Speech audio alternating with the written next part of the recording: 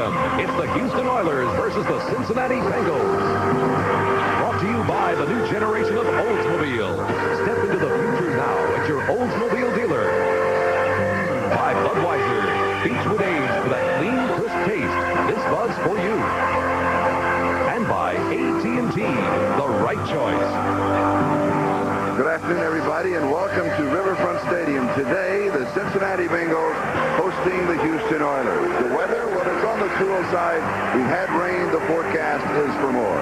I'm Charlie Jones. This is Jimmy Cephalo. If we do have more rain, which team will it help? Which will it hinder? Well, I think with the rain, it usually helps a running attack, and that today is the Houston Oilers. A strong offensive line with good running backs. If there is an advantage, it is to Houston today. Speaking of the Houston Oilers, Warren Moon is back coming off of that shoulder injury. Played well last week. Yeah, he certainly did. It's important to note that he's only played 5 quarters all season long because of the injury. But Jerry Glanville said to him right after he was injured, in order for us to win a championship, we've got to be in contention when you come back from that injury. And they did that. The Oilers went 4-2 while he was injured, and they are in contention today. Also, it opens up the offense now that he's back on track. They use a 4-receiver offense. They did not use it often because they did not have enough confidence in their backup quarterbacks before. For the Cincinnati Bengals, Boomer Esiason having a great year up until last week against New England. Yeah, but that is a bit misleading. He threw 5 interceptions last week, but some balls were tipped. He threw a Hail Mary pass at the end of the contest, which was intercepted. He's a good quarterback, maybe the most accurate in football today, and he has an innovative offense in which to run. They use a no-huddle set in which they come right to the line of scrimmage without a huddle. They use something called a sugar huddle. It's short and sweet, about 4 yards behind the line of scrimmage. Interesting contest today. This is a showdown in the Central Division, but how important is this game? Very important. Important to Houston because if they lose it, they'd be 2 games back. Important to Cincinnati because if they lose 2 in a row, it would mean that the confidence built up in that 6-game winning streak would be lost. Here are the standings in the Central Division. Cincinnati on top with a 6-1. Houston just a step behind them with a record of 5-2. Cincinnati won the toss. They'll be receiving, and that means that Tony Zimbejas will be kicking off. And this kickoff is sponsored by Budweiser, the king of beer. Ira Hillary is the deep back on the return. And will be taken on the near side at the 14-yard line by Barney Busby. And so Cincinnati will go to work very quickly. And they will come out in their attack mode. They will not be going to a huddle. Quickly here as they look at the offense. We'll try and get as much in as we have time. Esiason, Brooks, Woods, McGee, Brown, and Holman. They are setting up a huddle now. Munoz, Reimers, Kozersky, Montoya, and Walter, that offensive line. And so Cincinnati using a huddle here as they start from their own 23-yard line. Ickey Woods is the remaining back, 2 tight ends. Esiason dumps it off to Ickey Woods. The coverage was there deep. 33, maybe the 34-yard line. Could have 11 and the first down. And Cincinnati opens with the first down. They are not going with a huddle. Childress, Smith, and Fuller. Lyles, Grimsley, Smith, and Meads. Brown, Allen, Bostic, and Donaldson. We got them in. I didn't think we'd have time to do it. Actually, Charlie, this attack mode takes a little bit longer than a normal huddle, but they like it up there because it forces the defense to be in a ready position the entire time.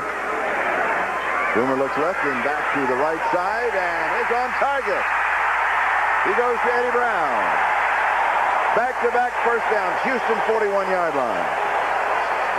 Well, this is what I talked about when I mentioned the accuracy of Boomer Esiason. This was going to be a play where he hit a quick slant, but it wasn't open. They were in a double zone where the cornerback is rolled up.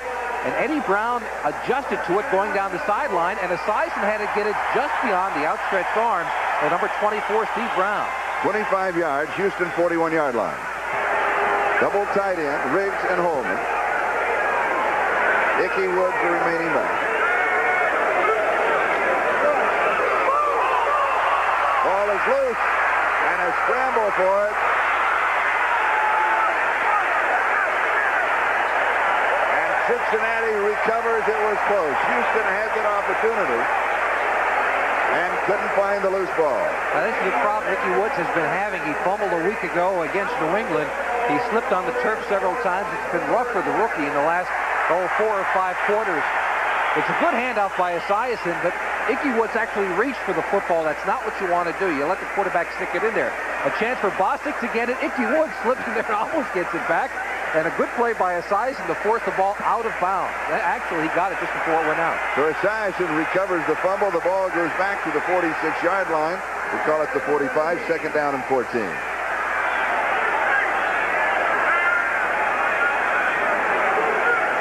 James Brooks is in. He now comes in motion. Esiason to throw. All alone is Brooks at the 35. He's to the 30, the 25, the 20, and out of bounds. James Brooks, who is playing with a broken left hand. Jeff Donaldson finally got him. Only his 13th reception on the year. And this is an obvious mistake by the defense of the Houston Oilers as the Bengals go right back into their attack mode. A week ago against New England, the Patriots dropped off about 25 yards deep. Look at all the room they're giving Brooks and the rest of the Bengal offense, but this is a mistake. It's one thing to force Esiason to go underneath. It's another thing to give Brooks 15 and 20 yards at a clip. 27 yards. First down at the Houston 18-yard line. Opening drive of the ball game. We have no score.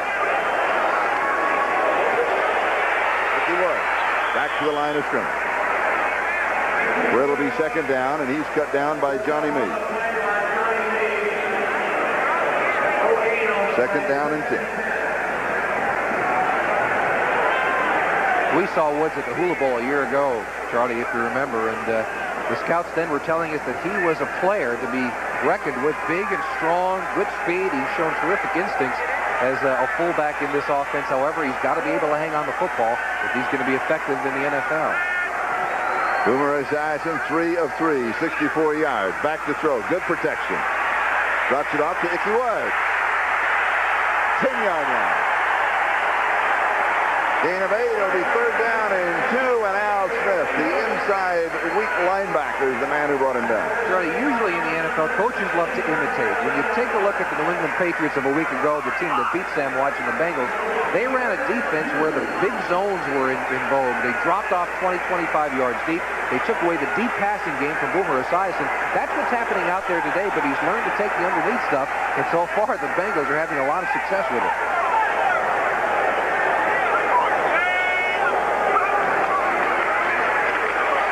First down, 4-yard line, maybe the 3, Ickey Woods. Patrick Allen finally stopped him. They'll mark it at the 3, a gain of 7. It'll be first down and goal to go. The Bengals usually like a quick trap. Let's see if they do it now with Ickey Woods. No, it's not just straight blocking down front.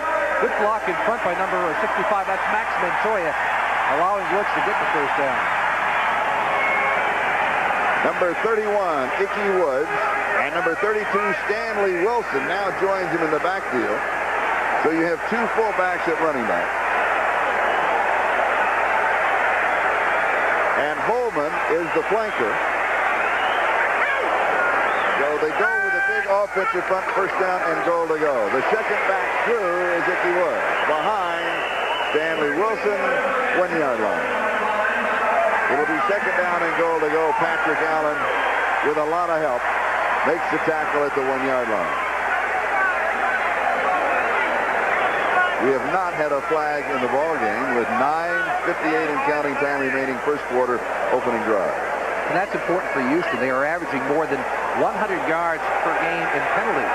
That means that the other team has a 100-yard advantage right at the get-go, and it's important for them to stay clean this afternoon. Ickey Woods, touchdown.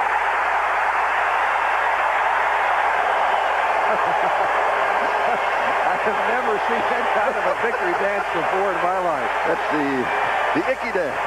The Ickey hop.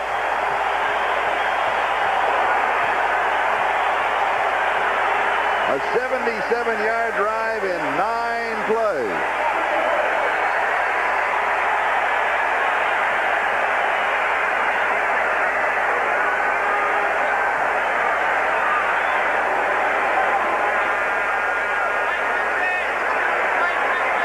Jim Breach to attempt the point after, and it is good. The score is Cincinnati 7 and Houston nothing with 9:38 left to go. We're in the first quarter.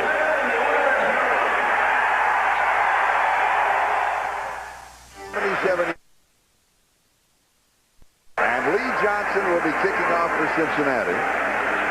The Bengals possibly the only team in the National Football League to carry 3 kickers. Lee Johnson, Jim Breach, and Scott Fulhaig. Let's go back to the touchdown. Here's a look at the touchdown. The big block by Anthony Munoz, number 78, moving the whole and the entire line, the pile down. He actually plays tight end in this formation on the goal line. And you'll see the block by Holman as well, getting knocked down, but he provided enough of a hole with Montoya's initial block inside to allow Icky to do the Icky strut. Icky stomp. Icky hop. Icky poo. No.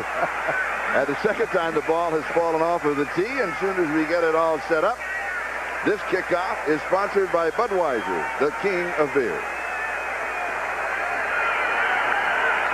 Lee Johnson, formerly with the Houston Oilers, and he sails a very good hang time on the kickoff, taken a yard deep by Leonard Harris. The ball pops loose. Cincinnati says they have it. They come up with it. The play may not have been blown dead. If not, the Bengals are up 13-0. Jim Riggs came up with it.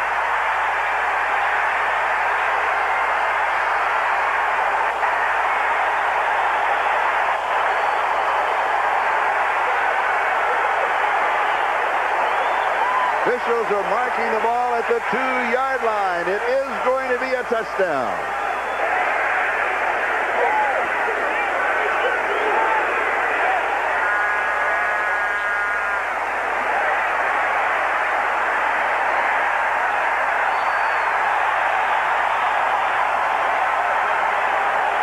But we have not yet seen it obviously is a touchdown because they were marking it for 2. Let's try to find out exactly what happened, why there is such confusion. I'm sure the delay on the field now is for it to be reviewed. Now there's the big hit. It's obviously a fumble. The ball is out. But what happens to it now is the question. Now there's the recovery. He's on the ground and being touched by another player. The ball should be marked right there, Charlie. He was on the ground, leaning on another player. The ball should be down. Riggs does not have a touchdown. Then by review, they should bring it back. Let's see if they do. You're looking for indisputable evidence to overturn. Chuck Heberling is the replay official. See, the rule is that you just have to be touched. It doesn't matter if you're being touched from the bottom or from the top. After further review, Cincinnati's ball on the 19. He was in contact with the Houston man. First down. That's a good call. That is the correct call.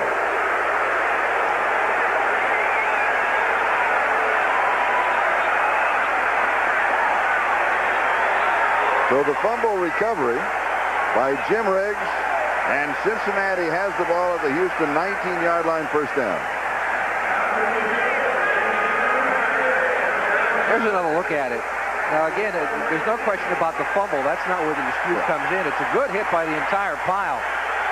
When the ball is loose, now here's the point. Riggs falls on it, number 87, and the player underneath, who can't get his number, is in contact with him. That means the ball is down, both his knees are there, and so it's a good call by the officials.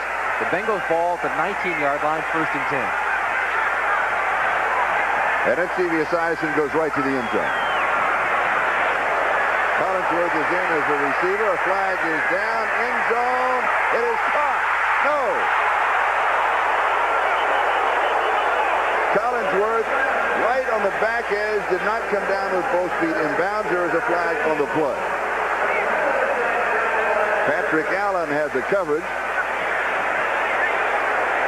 But Esiason had a couple of choices, Charlie. 2 people were wide open in the end zone. Let's take a look at his feet. Got to get both of them in, remember, and you can't tell from that angle because he's being obscured by number 29, Patrick Allen. 79, first down. And another Charlie, flag. There is another flag. Go ahead. Can we see that again, Charlie? 2 more flags have flown in the discussion that's going on live on the field. To the goal line. That's on Doug Smith of the Houston Oilers. And let's take a look at it again. It's initially obscured by number 29, Patrick Allen, but that's 1 foot. That's 2 feet. That is a catch, and that is a touchdown. The official says no. Now that can be reviewed, whether or not he is in bounds. Meanwhile, with the flags in the penalties against the Houston Oilers, the ball has moved to the 7-yard line, and it's going to be first down and goal to go. And apparently the officials are not reviewing that catch. I'm surprised. Either that or they reviewed it and already made a decision. Now, a week ago, Chris Collinsworth had a touchdown taken away when a play was allowed to stand, when a touchdown was obvious by the replay, according to many observers, including me. Seems like it's happened to him again. And here is Brooks. Touchdown.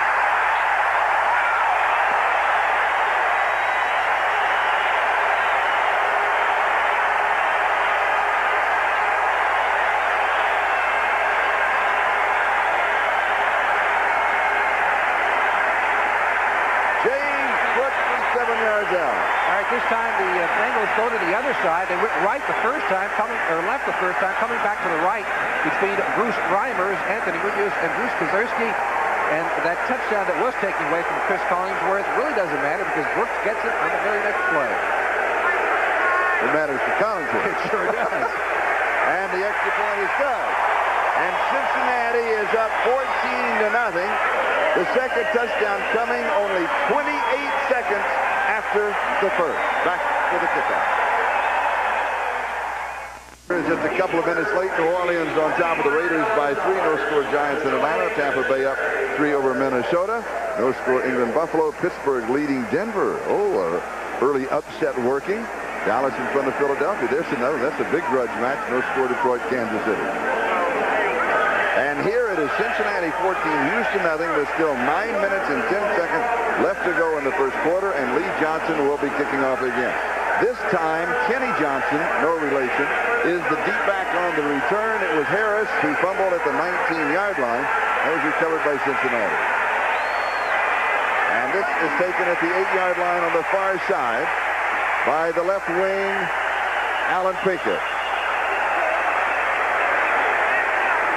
And Houston will finally move on offense for the first time. Ed Brady made the tackle. Warren Moon, Highsmith, Rozier, Hill, Gibbons, and Williams as we look at the offense. Davis, Munchak, Pitchen, Matthews, and Steinfield. So Houston at their own 25-yard line, first down. This could be a problem for Moon. He's been standing on the sideline since pregame warm-ups. Remember, 2 successive offensive formations for the Bengals. And because of the injury to the shoulder, he may be a little tighter than he wants to be as the game begins for him.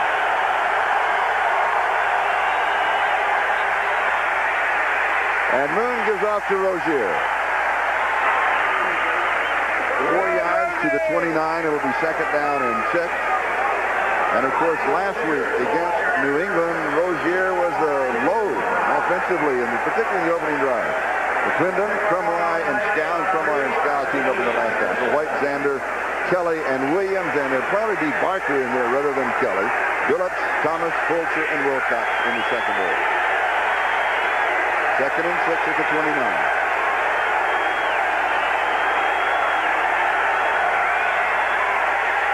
Moon to throw.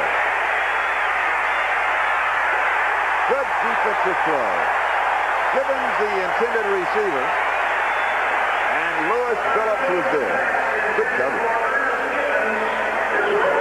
Third down and 6 at the 29. Now Moon went into a package, or he had the zone coverage back there. See 3 players all along the line and 24 Billups. There was really no chance for Ernest Gibbons, number 81, to get that pass. Moon should have really tossed it out of bounds. A dangerous throw. When we talked to Warren yesterday, he said he was hoping to see more man coverage than zone coverage. But in a man coverage, you see that he could break the big one. Saw Joe Vandal, the head coach of the Houston Oilers. Their record is 5-2. Cincinnati is 6-1. Moon to throw. Intercepted. Cincinnati has the ball.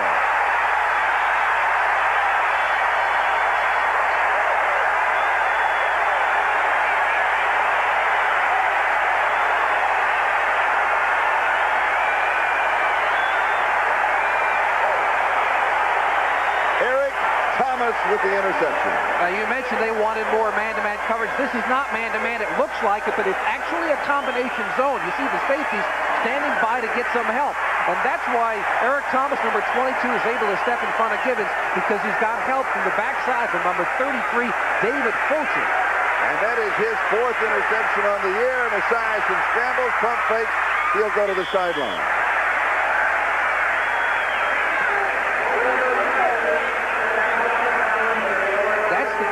That defense, Charlie, when you look at it as a quarterback, if you read man-to-man coverage, you're in trouble, because the defenders underneath have got help deep, and they don't have to worry about the deep route, and that's what really allowed Eric Thomas to cut underneath and make that interception. They'll mark it the 35-yard line, so it's a gain of 1 as you watch Sam Whiteshead, coach of the Cincinnati Bengals. 2nd down and 9. 2 turnovers, a fumble recovery, and an interception. Cincinnati leading 14-0. Ricky Woods slides down the line, slides all the way to the 31-yard line. He has 4. It'll be 3rd down and 5 as Al Smith makes the tackle.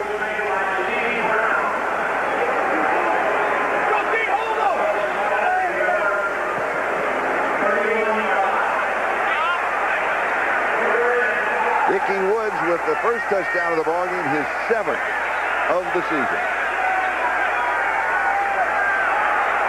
Cincinnati in the action mode, not going to the huddle. They'll stay with their offensive personality. They do not want the defense to have a chance to change. Pass is complete. Rodney Holman. And again, it is Al Smith who makes the tackle. He's been the bulwark of defense.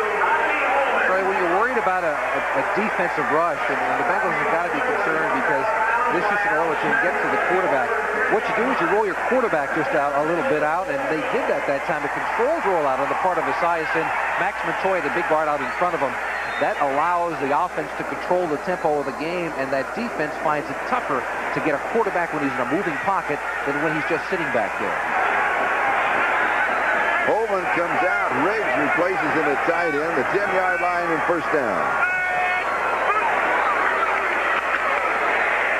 Woods the yard, maybe 2.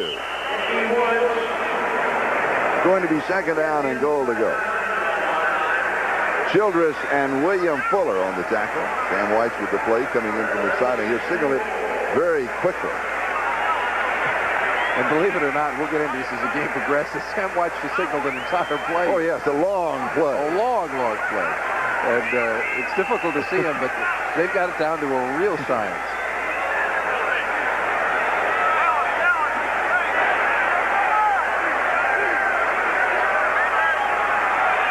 10 seconds from the 45-second clock. 2nd down, goal to go, 9-yard line. Riggs in motion. And here is Brooks cutting back. And he makes a touchdown. Brooks has his 2nd touchdown of the ball game.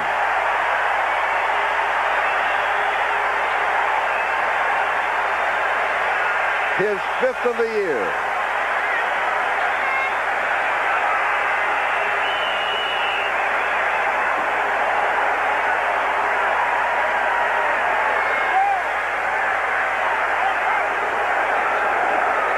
The opening drive of 77 yards, a fumble recovery, and interception, capitalizing on both of them, and now Breach to make it 21-0.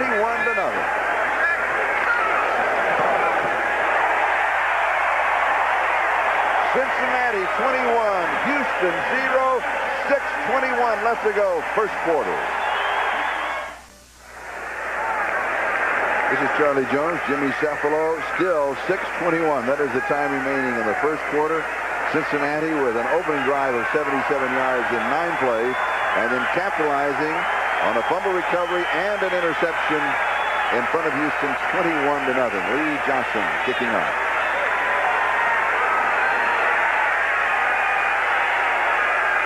And he's taken on the far side by Pinkett. He's out to the 15, to the 20, down at the 21-yard line, and the flag goes down.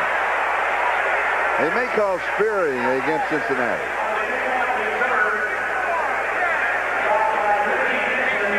Personal foul, number 94, 15 yards, 1st down. That's on Rich Romer of the Cincinnati Bengals. It appeared the hit came in just a little bit late, Charlie. Romer, number 94, he's the one that the penalty was called on. He's down, and he sure did. The head came in first. And so the ball comes out to the 36-yard line. This is like a chorus line. Watch, and a 1, and a 2. The whole offensive line is going down step, and that allows Brooks to cut behind him. What perfect synchronization on the part of the Bengal offensive line. Watch him, Montoya, Reimers, Kazerski, Walter, and Munoz. And hey, I may be old, but I can run through that line too. Back to live action. Moon to throw. First down from the 36-yard line. He goes deep, underthrown, tipped, incomplete. He's going to Drew Hill. Solomon Wilcox was the first man there for Cincinnati with the coverage, so it's second down and 10 back at the 36-yard line. And if you're wondering if Warren Moon was having any problem with that shoulder injury and he unloads this one, obviously he is not. Well, he does unload it, Jared. I don't know if he got it as far out there as he wanted to, but again, that was not man-to-man coverage. It appeared to be, but there was that center fielder. And I think Sam Watch and the Bengal defense is going to try to keep a center fielder out there all day. They don't want Moon to get that man-to-man coverage that he so desperately needs. Moon missed 5 weeks with a fractured scapula. That's the shoulder bone on the right side. He said it is healed, but the muscles around it have not healed completely. That still bothers him some. Second down and 10. Rozier, 48-yard line. Gain of 12 and a first down. And, of course, the trap here for the Houston Oilers is to try and get it all back at once. 10-minute ticker. Raiders trailing. Giants, Atlanta, no score. Minnesota now leading Tampa Bay 7-3. New England on top of Buffalo in the first quarter. That's interesting. 7-0. Pittsburgh 14-0 over Denver. John Elway not playing in that ball game. Dallas 7, Philadelphia 0, no score. Detroit and Kansas City. And here it is Cincinnati 21, Houston 0. 5 minutes and 18 seconds now left to go in the first quarter. Houston's second opportunity. On offense, it is dropped. Ernest Givens.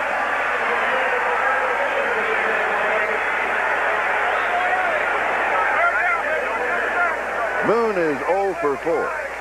And it is second down and 10.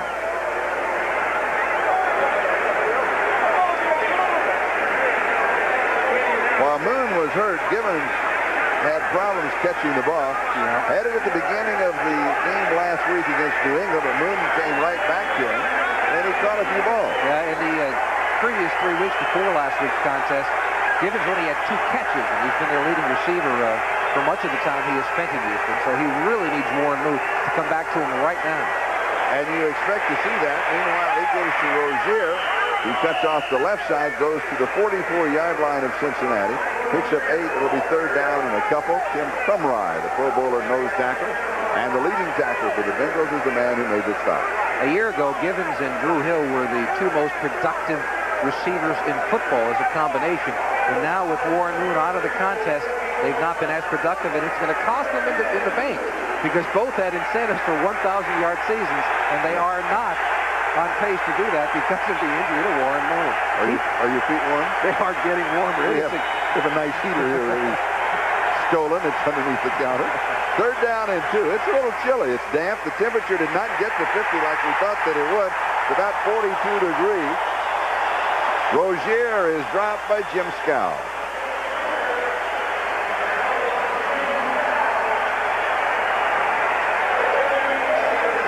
Fourth down and 2, and Greg Montgomery will come in to punt. And Eddie Brown is set to return. In the first quarter, Houston with 16 offensive plays. With Cincinnati with 16, right? Houston with 9. The story of the ball game, of course, thus far, long drive, 2 turnovers. The kick, fair catch, taken at the 21-yard line by Eddie Brown. And so Cincinnati will move on offense for the 4th time in the ball game. They lead 21-0. During a timeout, the team comes to the sideline. Notice the graphic, 21, the most points that the Cincinnati Bengals have scored this season in the first quarter. As a matter of fact, they had only scored, prior to this ball game, 23 points total in the first quarter all season. So Cincinnati goes to the 21-yard line. First down, and of course, while they're in the sideline, they call that first play. And it is Brooks to the 24. And it will be second down and 7. I'm sorry. When we asked Sam Watch yesterday why he brings the whole team over, he said, well, why not? I've got to relate to one player who's going to go in the quarterback and relay it again. No, it's like in basketball. They don't send a guard over. He told us, and he goes back and tells the team what defense to play. I'll bring the whole team over, and I'll explain it to them. When he first started it, he really confused the officials. They wanted to find out if it was legal. And the answer, of course, it is. Second down and 7, and again, Cincinnati in the action mode. Childress with that last tackle. They are not going to the huddle.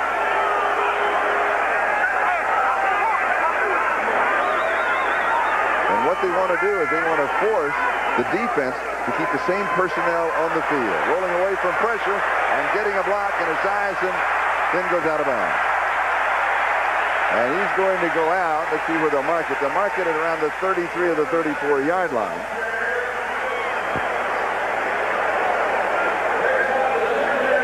And it is a first down. Johnny Meade was the man putting the pressure, forcing Esiason to roll out and scramble for the first down at the 34-yard line. Gain of 10.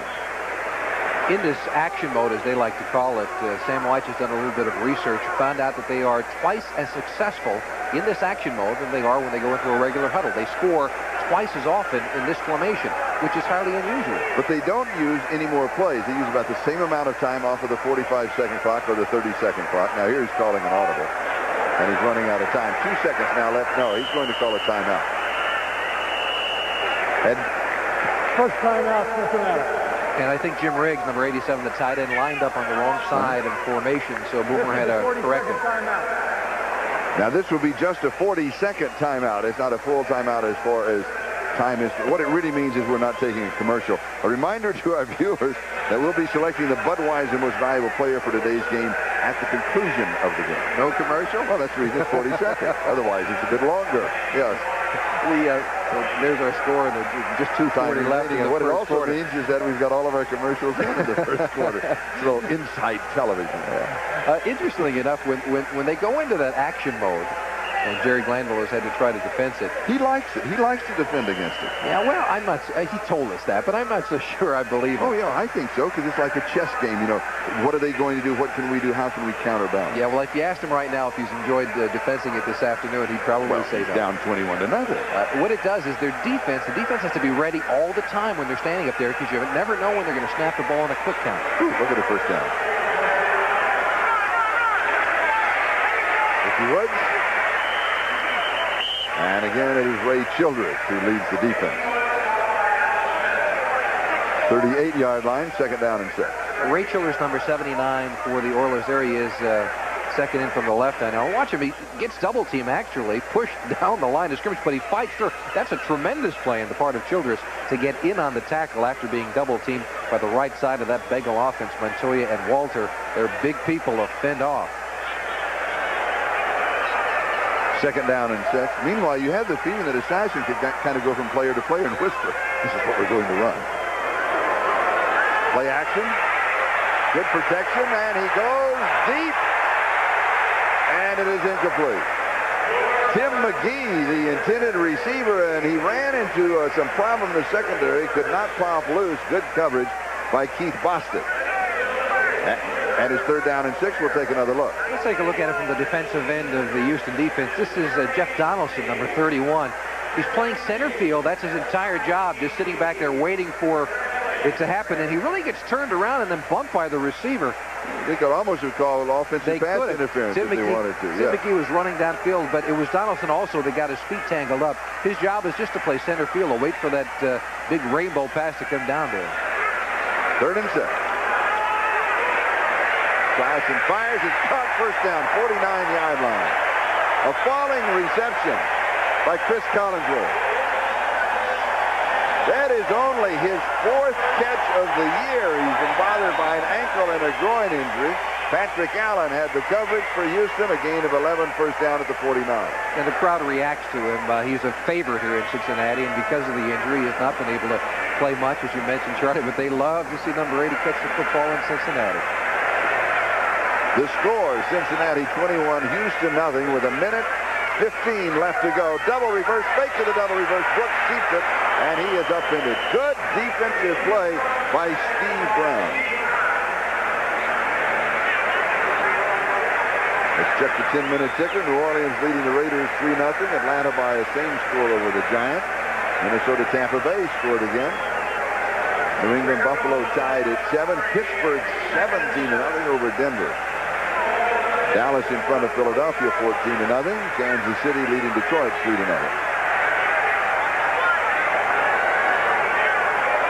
Second down and 7 at the Houston 48-yard line. Play action. Boomer left-hander rolls left. This one got away. It's intercepted at the 20-yard line. Jeff Donaldson. Boy, Boomer hit the only man who was open and hit him perfectly. Well, we mentioned earlier where we watched Donaldson as we have the normal pushing and shoving on the field. Donaldson was playing that center field, waiting for any long throw, something that was overthrown. This time Esiason gave him just what he wanted.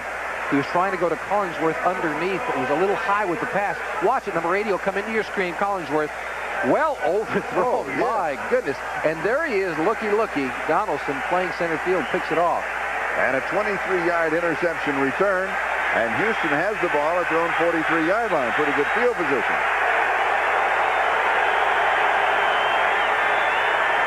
Oilers need to get something going. A touchdown, they're back in the ballgame. It is stolen. Leo Barker. Touchdown, Cincinnati.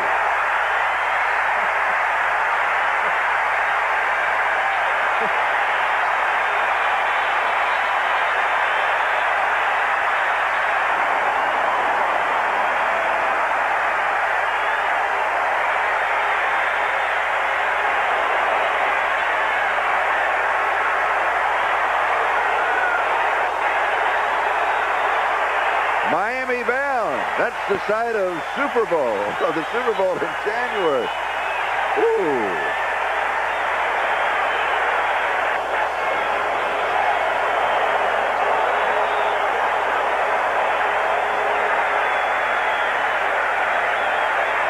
Now to make it 28-0 in the first quarter. Jim Brady. And he does.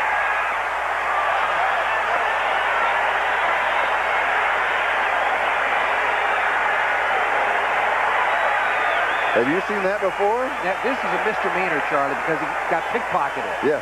I mean, look at that. What great reaction on the part of Leo Barker, number 53. It actually was tipped by someone else, but Barker with a good reaction to pick it off and get into the end zone. 34 yards on the interception return.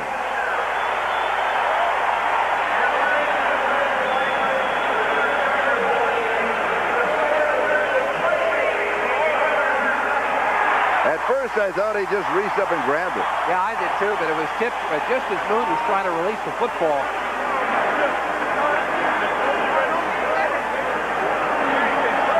The most points they've ever scored in the first quarter in the history of the Cincinnati Bengals. Their previous high was 27, so they have a new record by 1.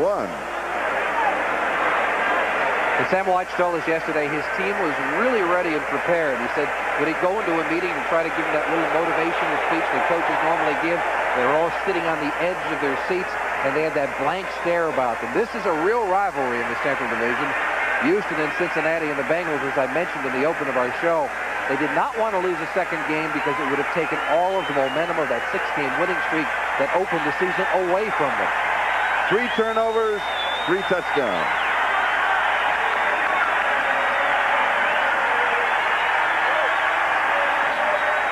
And Johnson kicking off with 9 seconds to go in the first. And here's Kenny Johnson on the return, the 25, the 30-yard line. Fumble. Cincinnati has it again. Oh, they're going to rule it dead. They're going to say the ground caused the fumble.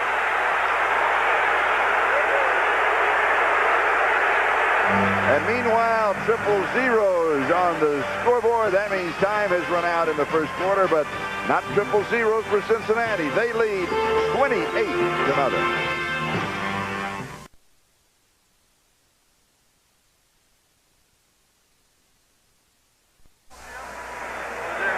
And on the left, the head man of the Cincinnati Bengals, Paul Brown. And let's go back to the kickoff return. Yeah, Kenny Johnson, number 22. The Bengals thought they had this fumble recovered, but I think from this replay, it'll show that he actually was on the ground when the ball popped out. There you see he is down. At least it's inconclusive. The ball then pops out, and so they cannot overturn that. But he was just obscured right at the very last second, but it did appear that he was on the ground, and the ground caused the fumble. I think it's a good call. I do too. So Houston at their own 30-yard line, trailing 28-0. Warren Moon, 2 interceptions. He's yet to complete a pass. Is that right? He's 0 for 5.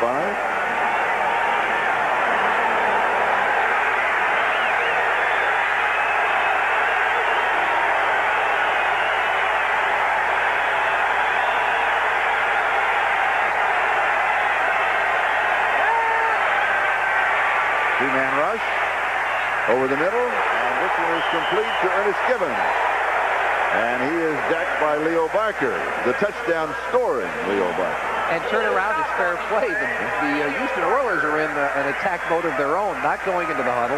It looks more like a 2-minute offense as opposed to the attack. The attack and the Bengals are all bunched together, and actually Esiason calls the play at the line of scrimmage. Here it looks like Warren Moon just audible, the normal call. 2nd and 3.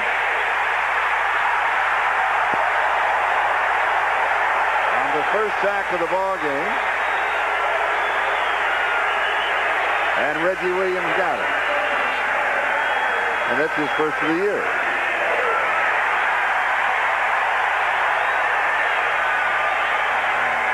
Reggie Williams coming from his strong linebacker spot. Mike Munchak, number 63, on Grant with a good block up front, but somebody did not get to Williams, number 57, and it's Moon with the first time that he's on the back today.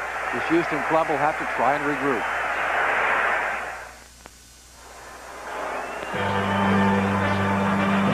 Today's game is brought to you by Ford and your Ford dealer. Have you driven a Ford lately? By Wendy's Old-Fashioned Hamburgers, the best burgers in the business. And by the U.S. Armed Forces. It's a great place to start.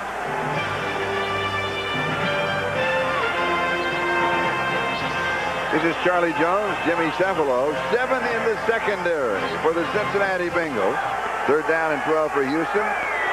You expect them to throw. You think?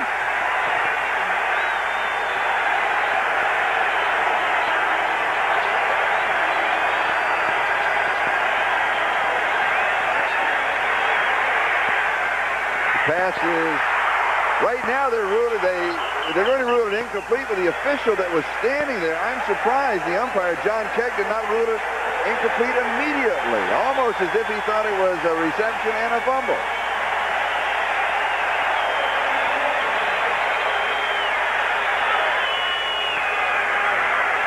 Let's take a look at it. Now, Ernest Gibbons is having his trouble here today. You remember he dropped one early on. This is a clear drop. Oh, yeah. I was just surprised it wasn't called soon. Yeah, from this angle, it seemed that it was a drop right away, but you're right, Charlie. The official closest to the play did not make the call. It was the side judge who made it. Greg Montgomery, the kicker. Eddie Brown set up for the return. Good kick. 21-yard line. And he'll return it to the 30-yard line.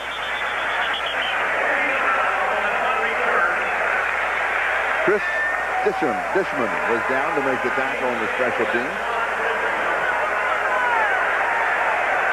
53 yards on the kick. And a check of the 10-minute ticker. Saints by 3. Giants, Atlanta still tied. Minnesota leading Tampa Bay. They're all in the second quarter, as we are here. Buffalo leading New England now by 3 as the Bills have come back. Pittsburgh still in front of Denver, 17-0. And again, John Elway not playing in that ball game.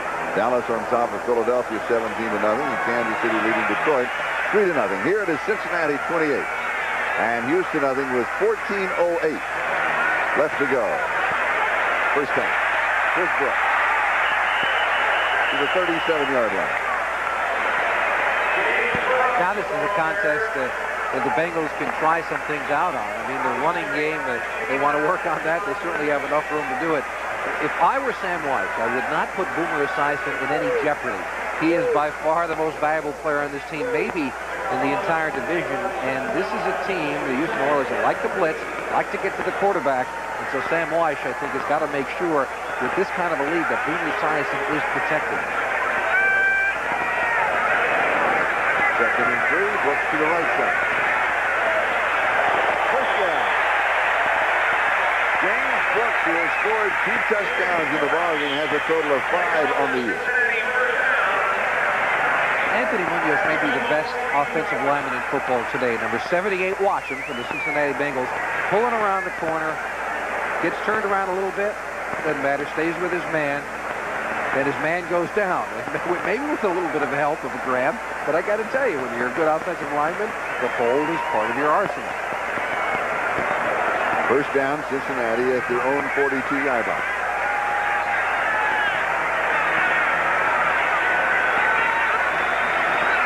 Ickey Woods slides through to the 46.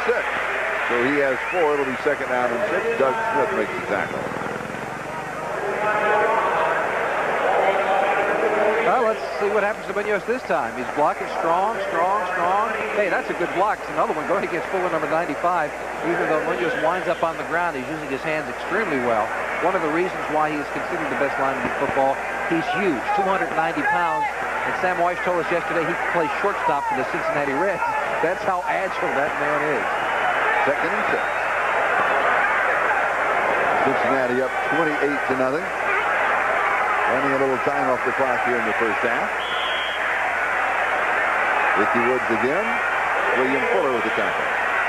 Charlie, the Houston Oilers can't allow this to continue. I mean, when you're down 28-0, obviously the Bengals are going to try to run the football, but they're taking too much time off the clock and they're moving downfield. I think Jerry Glanville has to start blitzing somebody into a hole, try some games with the defensive line to try and stop this running attack, because they cannot allow the Bengals to move downfield and take off 6-7 minutes of the clock.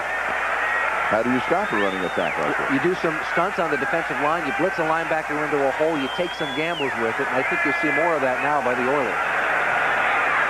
Third and 4. Esiason the throw, drops it off to Woods. 47-yard line of Houston. See where they spotted it. May be enough for the first down. Robert Lyles with the tackle. And it is going to be just enough for a first down. And when you're hot, you're hot. When it works, it all works. And White sending in the play. Signaling it in. Still a lot of time left. 11:20 time remaining in the second quarter.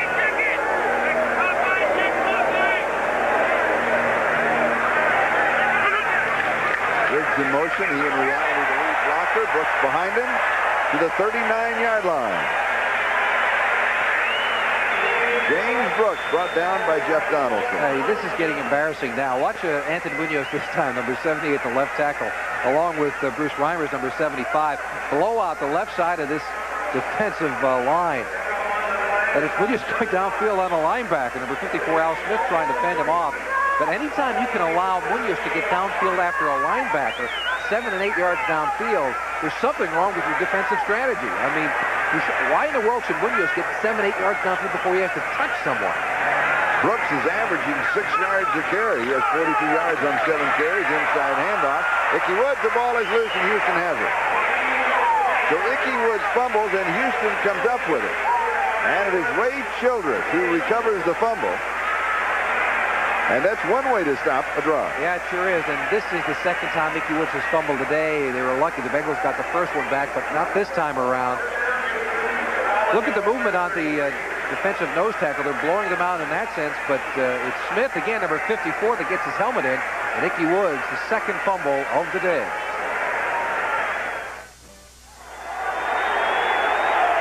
Cincinnati out in front, 28-0. Childress just recovering the fumble for the Oilers. And Houston has a first down just outside their own 32-yard line. Cincinnati with now a 4-man rush and 6 in the secondary. Now, you should be able to run against that defense. That's exactly what Houston has got to do.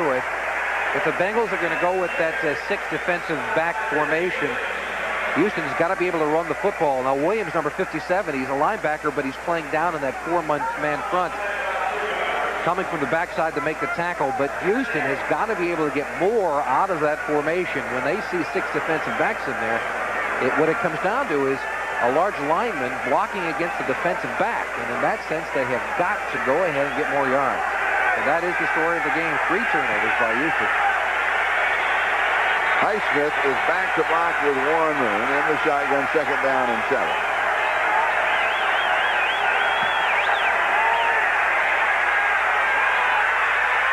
Incomplete. Ricky Dixon had the defensive coverage on Willie Drury. And this is a very good coverage by the rookie. He's out there on an island all by himself, man-to-man. And Drury's been around for a couple of years, and Dixon has not. Nice coverage, playing the bump and run. Updating the other scores, New Orleans still by 3, Giants Atlanta tied. Minnesota leading Tampa Bay 21-10. New England back in front of Buffalo. They've got one going there, 13-10. Pittsburgh now 24-0 over Denver in Pittsburgh. Dallas 17-0 over Philadelphia. Kansas City leads Detroit 3-0. Here it is Cincinnati 28 and Houston nothing. And the ball carrier is Mike Rozier. And a little bit of a trick play, Charlie. That shotgun snap went right to Rozier instead of a handoff from Moon. They just snapped the ball directly to the halfback in the formation. But Cincinnati, they can afford to sit back. Those trick plays are not going to work right now. Needed 7, got 5 at 4th down. There it is. You see it right to the halfback. But when you're the Bengals in this kind of a lead, you're not going to be overly aggressive. And so those trick plays do not work. Montgomery to punt. Eddie Brown the return man. And he'll let it go out of bounds. So Cincinnati will take over the football with 8 minutes and 46 seconds left to go in the first half. Leading 28-0. The opening drive, Cincinnati won the toss, went 77 yards in 9 plays. Ickey Wood scoring from a yard out. And then a Riggs fumble. And James Brooks went in from 7 yards out, a 19-yard drive. A Thomas interception. Brooks scored again, this time from 9 yards out, a 36-yard drive. And then Leo Barker, the linebacker, with an interception that was just really right off of the hand of Warren Moon. And it's 28-0. He went in from 34 yards out. This game, the property of the National Football League, the Houston Oilers and the Cincinnati Bengals, all rights reserved.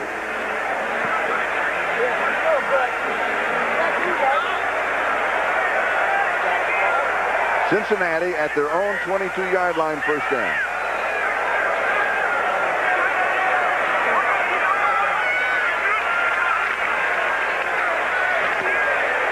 Stanley Wilson, now the ball carrier.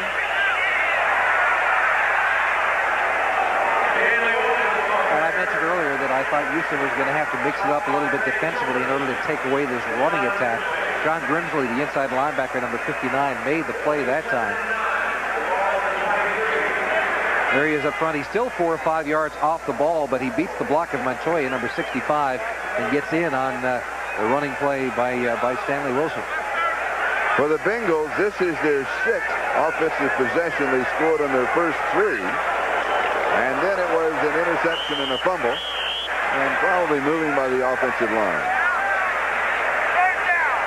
And a game that's been relatively free of official flags.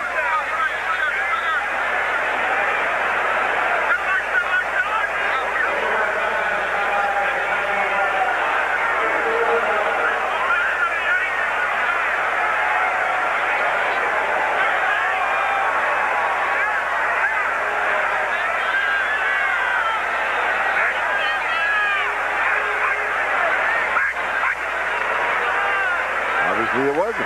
It's the loss of the yard. It's third down. Pass is complete, first down. There's a scramble and a follow-up chasing the football. And now they're going to say, one official says, what is it, incomplete? John Grimsley is known for his speed and for his good hitting ability. That play very accurately thrown on the part of Esiason, by the way. But the receiver not able to hang on to it. And this is exactly why. Take a look at the pop. He did obviously drop the football, but Grimsley made the receiver Tim McGee paid for it. He's going to remember that hit for a long period of time. So it is incomplete, and that means it's Scott Quillhay who will be kicking to Kenny Johnson. Quillhay with a 36.6-yard average.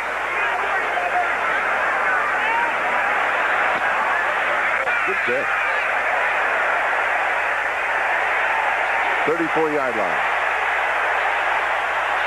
4 yards on the return.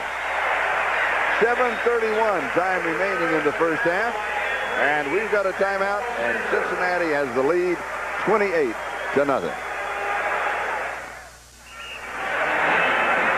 Jerry Glanville and Jerry Bergman, the head linesman, have had a very animated conversation during that timeout. 45 yards on the punt, a 4-yard return. Houston has the ball at their own 38-yard line. They've been unable to generate any kind of an offense today.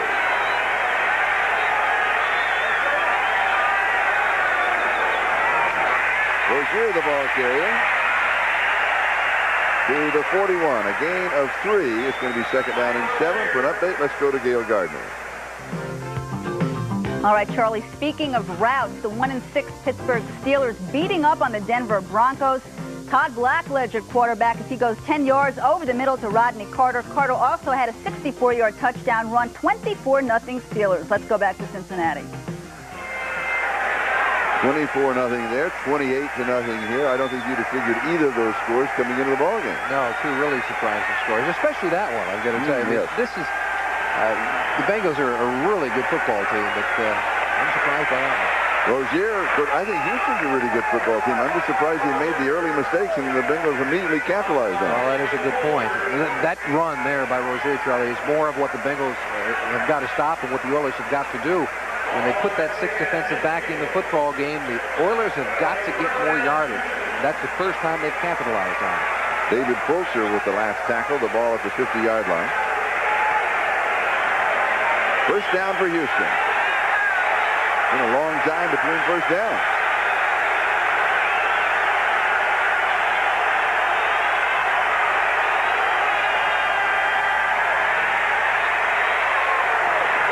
Incomplete at the 40-yard line. Givens the intended receiver. Moon's pass was low. Charles Zander had the coverage. Second down and 10. Fulcher was also there. Moon, you mentioned earlier, Charlie, when you spoke to him yesterday, he had problems with the muscles surrounding the bone that was healed in his back. Let's see if we can't pick anything up off of his motion, because he has not been successful today. Seems a little bit tight. Well, his motion is fine, but he's moving his feet as he goes along. One of the old stories about Warren Moon is that he got a little nervous in his pocket and moved his feet as he was trying to throw the football, and that took away from his accuracy. He's gotten away from that in the past, but maybe the lack of experience this season has made him get back to that. Rozier on the draw. It will not pick up the first down. It'll go to the 45-yard line. It'll be third down and 5. Wilcox and Fulcher with the tackle. That is the time remaining in the second quarter. Cincinnati 28 and Houston nothing. And Warren Moon has completed only 1 of 8 passes, that good for 7 yards. And on third down conversions, they were 0 for 4. So the defense of Cincinnati has really shut them down. On one side, on the other side, they got behind so quickly because of the turnovers that they became very predictable. They had to throw the ball. That's true. And Warren Moon has had a couple of receivers drop the football. Ernest Givens has had 2 drops. Third down and 5, 6 in the secondary.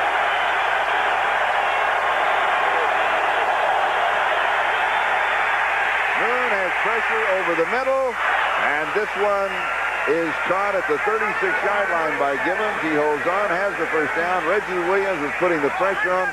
Eric Thomas had the coverage. Gain of 9 and the first down.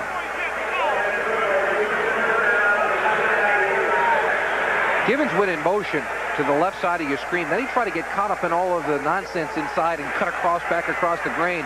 Did so, and nice play on that part. But take a look at what happens to Warren Moon after he gets rid of the football. That's Jason Buck, 99, going to him. And that's also Reggie Williams, number 57. Help put him down. And he hit down on that right shoulder. Doesn't seem to bother him, so that is good news from that standpoint. Time remaining first half.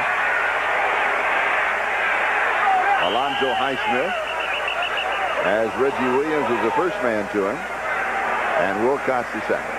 And it's important for the Oilers to get on the board before the end of the half. Going in halftime with a big goose egg up on the board, there's nothing more demoralizing than that.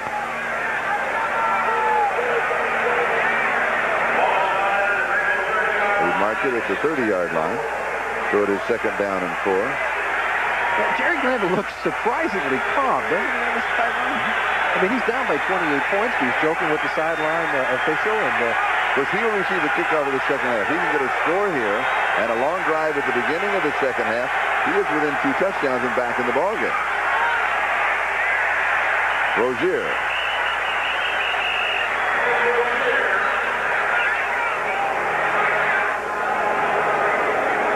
It'll be third down and still a couple to go for the first down. Skip McClendon with the stop along with Tim Crumline. that 3rd and 2, the Oilers obviously in 4-down territory. They're not going to get the field goal, and they're not going to punt from this situation. So they really have got 2 shots to gain the 2 yards for a first down. And the 3rd down conversion came outside at the 45-yard line just a minute ago. And they pick up the first down there. 3rd down and 2.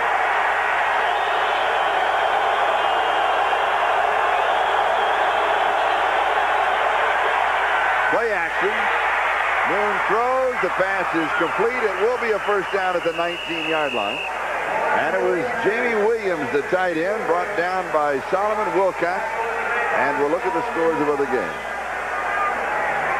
Raiders now lead New Orleans. Atlanta 7 in front of the Giants. Minnesota remains in front of Tampa Bay. New England by 3 over Buffalo. Pittsburgh 24-0 over Denver. Dallas big over Philadelphia 20-0. And Detroit leading Kansas City 7-3. We mark it at the 18-yard line, so a gain of 10 and a first down. 2:10 time remaining and counting. First half. Rozier just inside the 15-yard line, and Tim Crumline makes the tackle. The 2-minute warning will be given to both benches. The score is Cincinnati 28 and Houston nothing. We're being serenaded by Bird's Band here in Cincinnati. No relation to Larry. No, they'd had nicer uniforms. Yeah, with a $4.2 million per year contract, I guess they would have nicer uniforms. This is the 10th play of the drive for Houston. They started back at their own 38-yard line, now at the Cincinnati 15. And it is second down and 7. Heisman.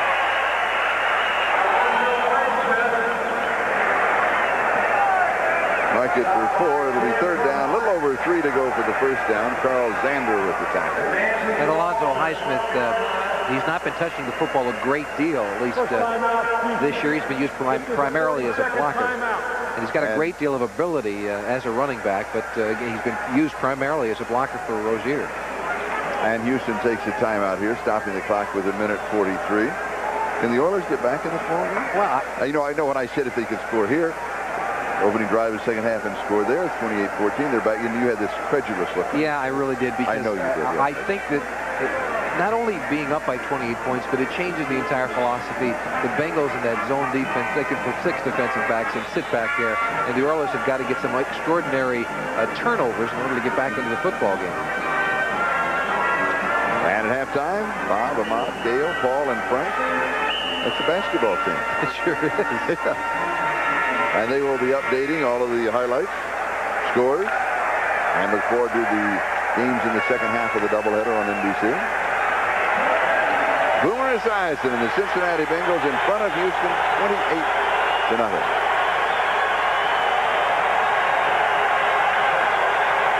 Now the crowd back into it at the end of the first half as Rozier goes to the 8-yard line. Perhaps the most important person in a 3-man line is the nose tackle, Charlie, and the Bengals have maybe the best in the AFC. Watching number 69, Tim Crumline, fending off the center, that's Pennison, and going down the line, getting part of the tackle. Usually a nose tackle, his only job is not to get beaten up too badly, because if he can maintain the line of scrimmage and just stalemate things, then he's won his job. But Tim Crumline is different. He not only fends off a tackle, he gets involved in a lot of them. He led the Bengals in total tackles a number of times, as you just saw, and that's so unusual for a nose tackle to do that. 4th down and 1 with the clock moving, and either a miscommunication, some kind of a hesitation. Warren Moon then took a timeout, but 20, maybe 30 seconds came off of the clock. A big mistake by Warren Moon and the Bengals, especially in a 4th down situation. If they make the 1st down now, they've got to get back to the line of scrimmage very quickly and get set. And they've got it. Usually, when you're down here, if you had no timeouts remaining, and it was a 1st down play, he'd go into the end zone. It's either touchdown or incomplete. You don't worry about the timeout. Obviously, they're not going to go for the field goal. But because it's 4th down, this presents a great problem for them. I mentioned the doubleheader games that they'll take a look at in second half. The Jets at Miami, Seattle at the Rams, Cleveland, Phoenix, Indianapolis at San Diego. So stay with us here on NBC, and you'll be watching, most of you at least, will be watching one of those games. This season, the Oilers' 4th down conversion record is 50%, 4 of 8. And Rozier has the 1st down as he goes to the 5-yard line. There will be 1st down and goal to go. And that is their 40-second timeout. Their final timeout of the half.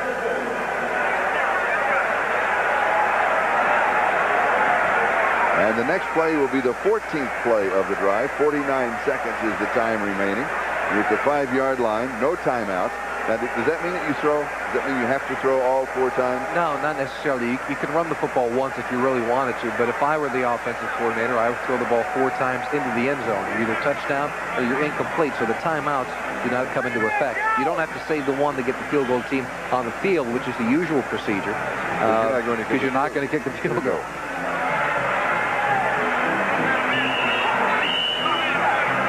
If you are going to run, and you do want to run on 1st down. I'm sorry, say it again? If you do want to do it, were you taking a nap? Did you lose me? I was listening to our producer, Kenny. Could I introduce myself to you? I can't remember what. Oh, if you're going to run, would you run on 1st down?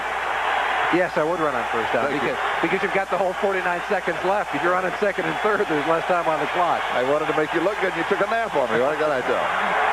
And it's 1st down, and here is Rozier, and he scores. So Mike Rozier has scored his 5th touchdown of the year. And Houston is finally on the board in a 62-yard drive. And that was so very important for this team. If Houston had gone down here at the end of the half, down 28-0, and did not come away with the touchdown, this game would have been over. And the morale would have been so low going in at halftime that I don't know if Rozier and Jerry Glanville could have boosted this club. But now with a touchdown, as you mentioned, Charlie, it opens the door, but just a crack.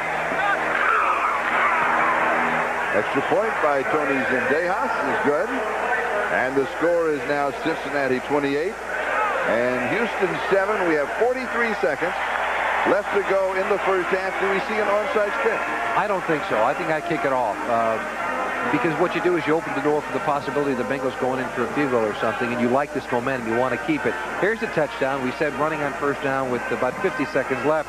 It seemed to have caught the Bengals a surprise. Williams, excuse me, that wasn't Williams. That was number 53, Leo Barker, was off the ball 5 yards or so, and looked like he was looking for the pass play. The drive took 6 minutes and 48 seconds, and the score is 28-7.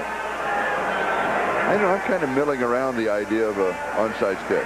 Well, I thought about it for a second as well, but if I were Jerry Glanville, I'm thinking we finally got a drive going in this football game. We got 7 points on the board. Momentum, while not totally in our favor, is at least smiling upon us as we head toward halftime. If you try this onside kick and they go down and kick a field goal, get any points out of it, again, this ball game is over. Yeah, but you're down by 21.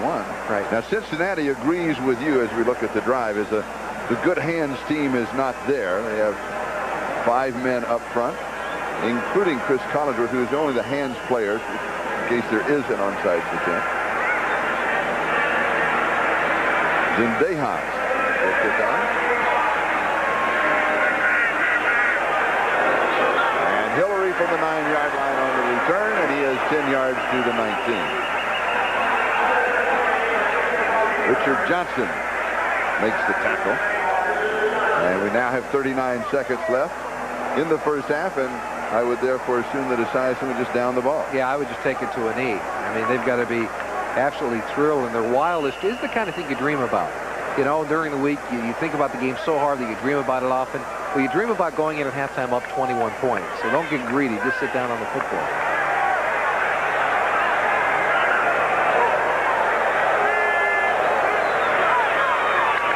Brooks will fake inside, has the hole. He's out to the 30, to the 33-yard line. And now, of course, with the 45-second clock, it has already started its count. No, Cincinnati's taking a timeout. They sure are. Maybe there's more to this rivalry than we realize. Well, you know, this is. I mean, this is almost you know, in your face. Well, I don't think so. I think I don't agree with the philosophy behind it, but this is not running up the score. You can't run up the score at the end of a half. Well, if you can, if you score a touchdown. No, because they need to score more points. It is not inconceivable that Houston would not score 28 points in this football game. However, the thought is the Bengals have got to score more points, but not at the end of the half. My thought is it's a difference in philosophy than Sam Weich's. I think you're happy going in with 21 at the end of the half, and you just go in and run out the clock. But apparently he wants to get more points right now. Brooks picking up 14 yards. That's Bruce Cossett, you saw, one of the assistant coaches. 33-yard line.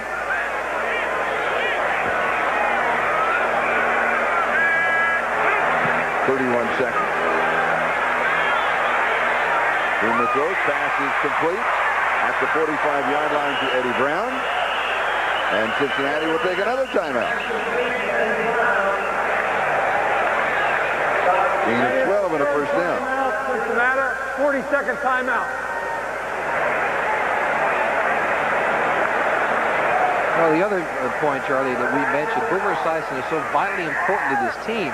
You want to keep him healthy. I mean, you're up by 21 points. And take a look at who's in the backfield for the Bengals. They've got two tight ends. I've never seen that before. Rodney Holman, number 82, is a tight end. He's playing running back, and still they get to Esiason, and that makes me nervous if I'm a Bengal fan. And Jim Riggs, the other tight end, is back there, and they are the protection for the quarterback. Right, so that, when mentioned earlier, they've got to protect Esiason. Sam Weish obviously agrees with two tight ends in the backfield. Interesting, though, the comments everybody's talking about the last 2 or 3 weeks. What do you do to stop all the injuries to the quarterback? Possibly you put two tight ends back there to block for him and not those little bitty scatterbacks. Hey, Sam Weish got a good idea with it. Holman can run out of the backfield, catch some underneath patterns, and that's what a running back does when he's back there. But he's got the big strength to sit back and block somebody. Look at that. two tight ends. Yeah, one at 240 and the other at 245. There's some good blockers back there now. Esiason, he's headed for the sidelines, gets a block and gets out of bounds, stops the clock, 12 seconds. The time remaining in the first half. This goes back to that philosophy. They have no timeouts remaining, and so it's impossible for them in 12 seconds to run a play and then get a field goal team on to kick a field goal. They've got to try to go to the end zone, or this half is going to be over. First down at the Houston 42-yard line with 12 seconds left to the first half. I think if I were a Bengal fan, I'd hold my breath. 20 seconds left in the half, up by 21, and Boomer's scrambling around out there. Sit down, Jim Breach. You're not going to kick this one. You don't think so? No, don't think so. Of course, you didn't think that they would run all these plays either. Say that. Jackson rolling. Sets. Incomplete. Tim McGee could not hang on to it. 6 seconds now left in the half, and it's second down and 10 at the 42. Chris Collinsworth, one of the things he does very well is come back to the football, find an open area, releases very well. It's tough to get your hands on the young man. Oh, he's open. Well, that's deceptive, though, because if you notice the other players, that meant the ball was in the air when the Houston secondary was going. So. And that was Jeff Donaldson, number 31, who was moving his way over anyway. Esiason 8 of 12, 120 yards in the first half. 6 seconds. Hail Mary, left side. The 3 wide receivers over there. Esiason comes back to this side as a block. Close to the line of scrimmage, goes to the end zone, and it is intercepted in the end zone. And with that play, as Donaldson makes the interception, we have a marker down. I think Boomer was beyond the line of scrimmage when he let that one go. I think he was. That's what it is. He was past the line of scrimmage. It was intercepted. It is refused. Of course, Donaldson will have the interception in the statistics. So, halftime, Cincinnati 28, Houston 7. Surprise? Yeah, a little bit. Quite a bit. As a matter of fact, I thought we'd have a close, toughly fought football game today, but Cincinnati, with those turnovers early in the contest, blowing it wide open. Again, halftime, Cincinnati 28, Houston 7. NFL Live halftime activities. Is the turnovers. Houston is putting the ball on the ground, and Cincinnati is scoring off it. Every time that Cincinnati has made the mistake, Houston has not been able to capitalize. That's the story of this game. And this kickoff is sponsored by Budweiser, the king of beers. Lee Johnson kicking off. And Curtis Duncan will let it go through the end zone and will bring it out to the 20-yard line. So Houston from their own 20-yard line, first down. You come back to a very methodical type of drive. Their touchdown drive took some 6 minutes plus in time. Well, I think it's going to be important to find out whether Cincinnati goes to the 6 defensive backs. Remember earlier you said, gee, there's 6 defensive backs in the game, and I said, well, Houston's got to be able to run the football. They did so, and they did it successfully. Now, as they come out of the huddle, I think this is the normal defensive set, so Houston has got to go back to their regular game plan.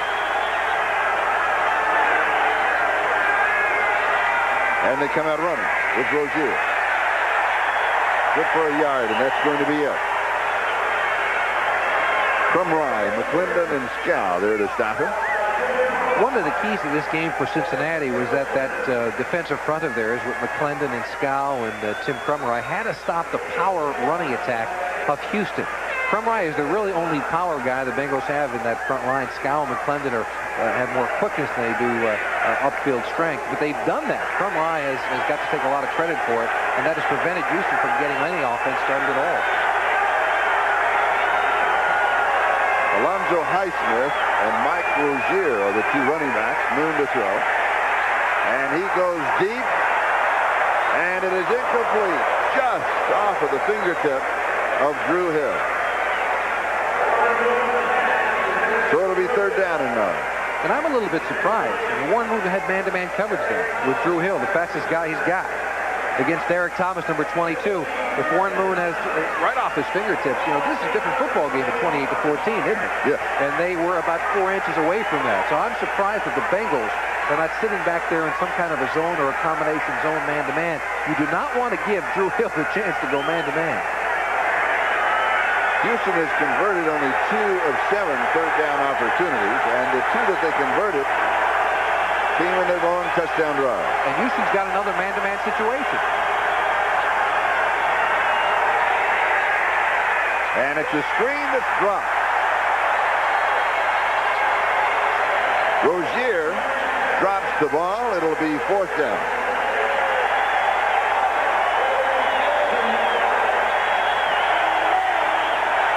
Not a very auspicious start to the second half. No, not really. Warren Moon, the worst play you can run on man-to-man coverage is a screen, because you've got a linebacker staring at the running back who's trying to get lost in the crowd with the offensive line. That's one of the reasons that didn't work. The other one is that the running back's got to catch the football. Montgomery, Ira Hillary from the 27-yard line. He's to the 30. And a return to the 37-yard line. So 10 yards on the return. And John Grimsley was down to make the stop.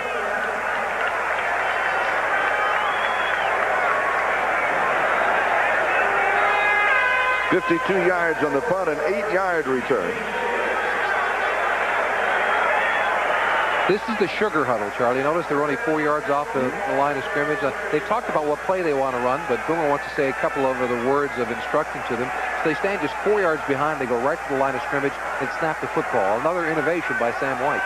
And it's called sugar huddle because? It's short and sweet. Sweet and low? Oh, I chip it to it. Stanley Wilson opens as the running back and has no gain. It'll be 2nd down and 10. Johnny Meads makes the tackle. When do you start making substitutions in this ballgame? Well, I don't think for quite a while. I think you come out to the beginning of the third quarter and play it as if you're even up. Go back to your regular offensive set and run the ball when you want to, when you normally would have. Throw the football when you want to. As you see Sam Watch working on the officials. Helping the officials, yeah. And I don't think you change it right at this point. I think if you begin the fourth quarter and you're up by 21 points, then you can make a couple of substitutions, but not yet. Hillary was the motion man, and the ball carrier is Wilson. Now, Cincinnati has made some substitutions offensively. Now, Wilson is there for Ickey Woods. William Fuller makes his tackle. Hillary is there replacing McGee as a wide receiver. Well, you remember, though, that Ickey Woods fumbled the ball a couple of times. Maybe that's the reason to put Stanley Wilson in. And Tim McGee made a mistake right at the end of the half by dropping a football, although you would think that Chris Collinsworth would be the normal substitution instead of Hillary. They're down and 8, and again, Cincinnati in their action mode, not going through the regular full huddle set, nor have they done that any time in the ballgame. They've stayed in this mode with the addition of the sugar huddle throughout the day. Firing low, and it is caught, and that is Ira Hillary, and could well pick up the first down. It's near the mark. And is going to be the first down at the 48-yard line. So today, Cincinnati can do no wrong. Robert Lyles with the stop. I like this offensive philosophy. I do too. It's more defensive than it is offensive. It's attack. It's let's go get them kind of a thing. Even the terminology, sugar huddle. It's sweet. Here's Brooks. Just back to the line of scrimmage. I couldn't either, but it came out, didn't it? Steve Brown with the tackle. Second down and 10. Weiss just makes a couple of signs, and he sends in a play. And we have one of his plays. He told us yesterday what the play was, that he would give just a couple of quick signals. And then today he said, no, that play is in today's game plan. So he wrote one out. It's not in the game plan. I'll give it to you after this. He just 2 signals, boom. And it conveys a lot of information. You see he was scratching his cheek that time, and he put a hand over his eye. You don't know if that's his normal movements or that's the way he sends in the signals, however.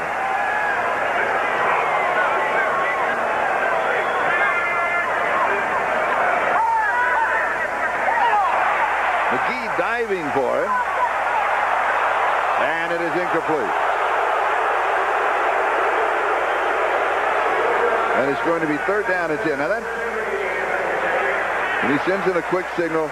The play could be as complicated as this. Detroit, right flip, Z right, 21, Candyman Camel on 2. And that's just from maybe scratching his cheek and rubbing his nose or something like that. He said once in a while he'll have an itchy nose, and if he does it, somebody says, oh, you coach, you scratch. He said, well, we're going deep again. I like that Candyman Camel. It sounds like a song. Third down and 10.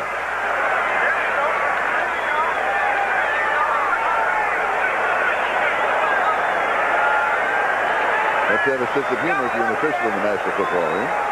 Hillary goes in motion. Boomer's in trouble.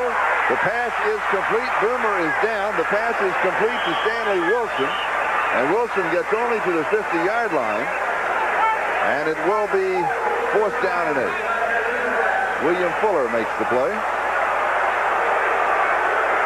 Now, Boomer does go down. That shoulder's number 79, but that's not the one who gets to him. It is Smith, number 99 on the other side, Doug Smith.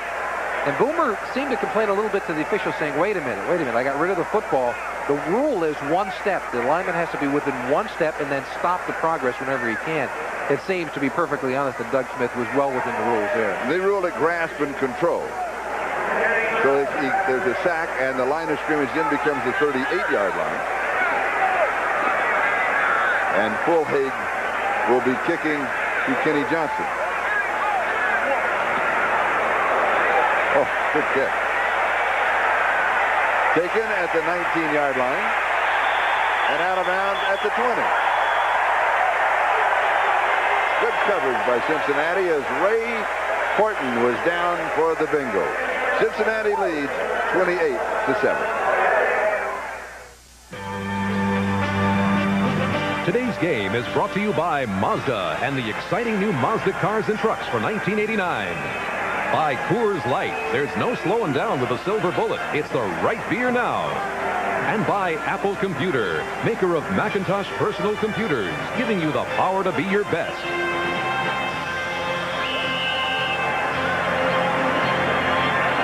This is Charlie Jones and Jimmy Cefalo. Riverfront Stadium, Cincinnati. Bengals on top of Houston, 28-7, with 10 minutes and 21 seconds left to go in the third quarter. 43 yards on that last catch with a 1-yard return. Let's see if Houston can get something going in the second half.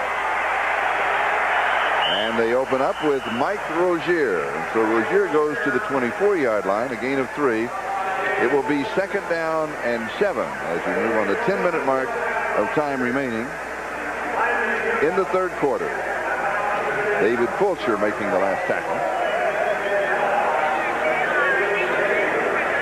That's the thing that impresses me about Sam Weiss. Well, many things impress me about him, but he is always the teacher. He's if he's a professor in a classroom, teaching Esiason as he was as a rookie coming up through the line. And he's very impressive personally and as a football coach as well. Rozier taking a direct snap. He was back in the shotgun. He fumbles it. He falls on it. And the line of scrimmage becomes the 20-yard line, so a loss of 4 on the play. And it will be 3rd down and 11. 3rd and 11 for Houston in the third quarter.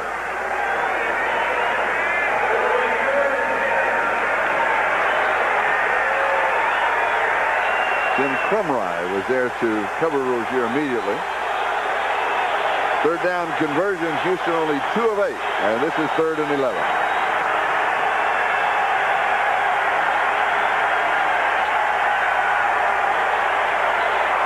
Moon goes deep. And it is intercepted. Eric Thomas. Gibbons the intended receiver. And Thomas has his 2nd interception of the ball game. This ball was thrown just a little bit late by Warren Moon, Charlie. It was that combination coverage we keep talking about all afternoon long. Underneath, he had coverage, and deep, he had a safety to help him out, but Warren Moon throwing yet another interception on the afternoon. Don't fool with the Bengals. Here's that play. Notice the middle of the field. That's Fulcher, number 33, sitting back in the middle. He's got deep coverage. Now, the receiver's open for just a second. That's what I said when Moon was just a little bit late throwing it, and he underthrew it, allowing Eric Thomas to come up with the interception. Play action fake on 1st down. And it is caught by McGee, and he is out of bounds. Tim McGee with the reception. The line of scrimmage, the Houston 47-yard line. Now, the Bengal offense, until that play, had been sputtering after 3 touchdowns on their first 3 offensive possessions. They have not scored in their last 5. But they have something going here at the 22-yard line. Tim McGee got a chance to play because of an injury to Chris Collinsworth early on in the season. Started the first few games and did exceptionally well. Now that Chris Collinsworth is back and healthy, he's unable to move Tim McGee out of the lineup. A gain of 25. Lyles makes the defensive play. And here's Stanley Wilson. Wilson has 4 yards to the 18. 2nd down and 7. 8 minutes and 25 seconds. That is the time remaining in the third quarter. Doug Smith makes the tackle. He, by the way, gets credited with that sack on the grasp and control of Boomer Esiason at the end of their last possession right before the punt. 2nd and 6.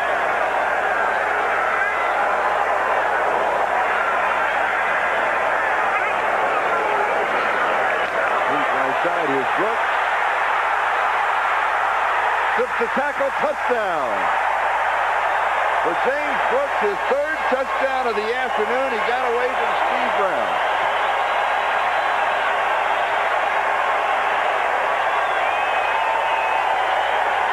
47 yards in the drive, 3 plays. Look at the right side of the offensive line. That's a pull by Max Montoya, number 65. A good block by the fullback. There's Montoya taking care of the quarterback. And when you get rid of the force by the cornerback, it's all Brooks from then on. He slips a tackle. I believe that's Donaldson, number 31, going by. And touchdown number 3 on the afternoon for the little man, James Brooks.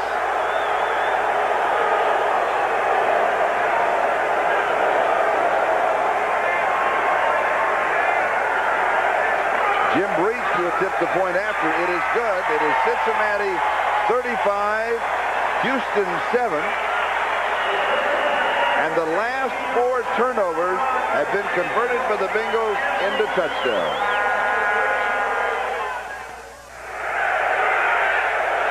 This is Charlie Jones and Jimmy Cephalo. The 3 return men from the Houston Oilers have been changing position. Lee Johnson will be kicking off for the Cincinnati Bengals.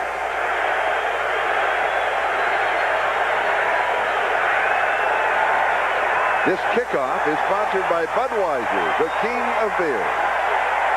And this will be down in the end zone. With the touchback, we'll bring it out to the 20-yard line. That touchdown by Brooks was really could be attributed to the offensive lineman. Give him a point apiece for this.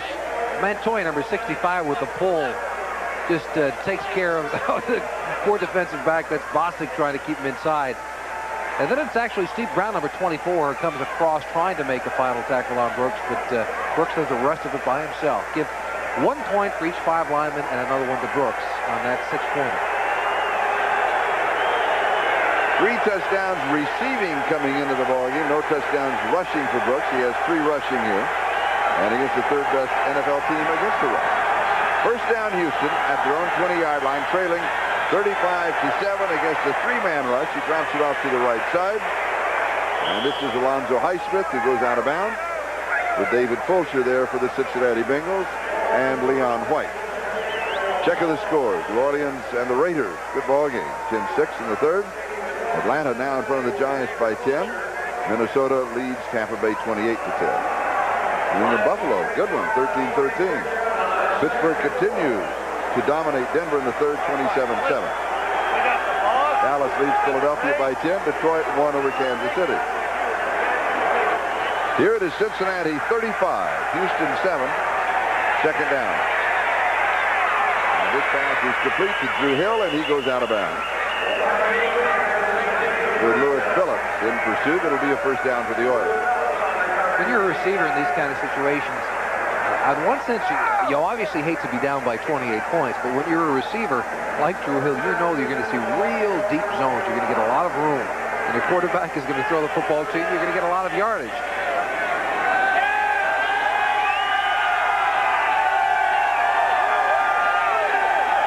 Think they know the camera's on? A gain of 20 on the last play to the Houston 40-yard line. First down. Hill again, this time the 50-yard line. Just past the 50. It should be a first down. Ray Horton with the tackle. Drew Hill with the reception. I'm sorry, Charlie. The Oilers are in something they call the red gun formation. It's a version of the run and shoot that Mouse Davis was so fond of when he was with was it the Houston Gamblers back then? Yeah. I guess it was. But this is the formation of it. They're coming right to the line of scrimmage, taking a page out of the book of the Bengals as well. 5-man rush by Cincinnati. Green scrambles, little pump fake, and he goes to the 43-yard line. So he'll pick up 6 or 7, depending on where they mark it. Skip McClendon is the man who brought him down.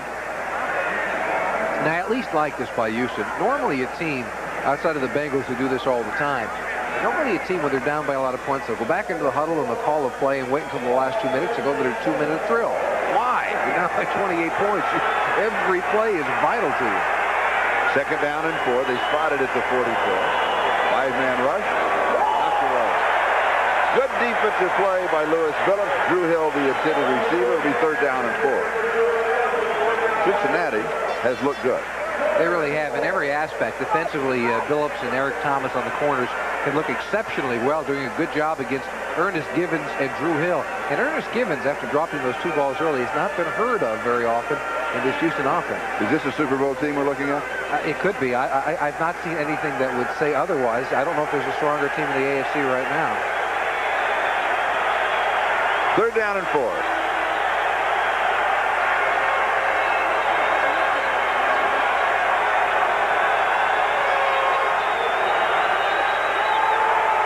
Three wide receivers on the right side. The draw, Alonzo Highsmith.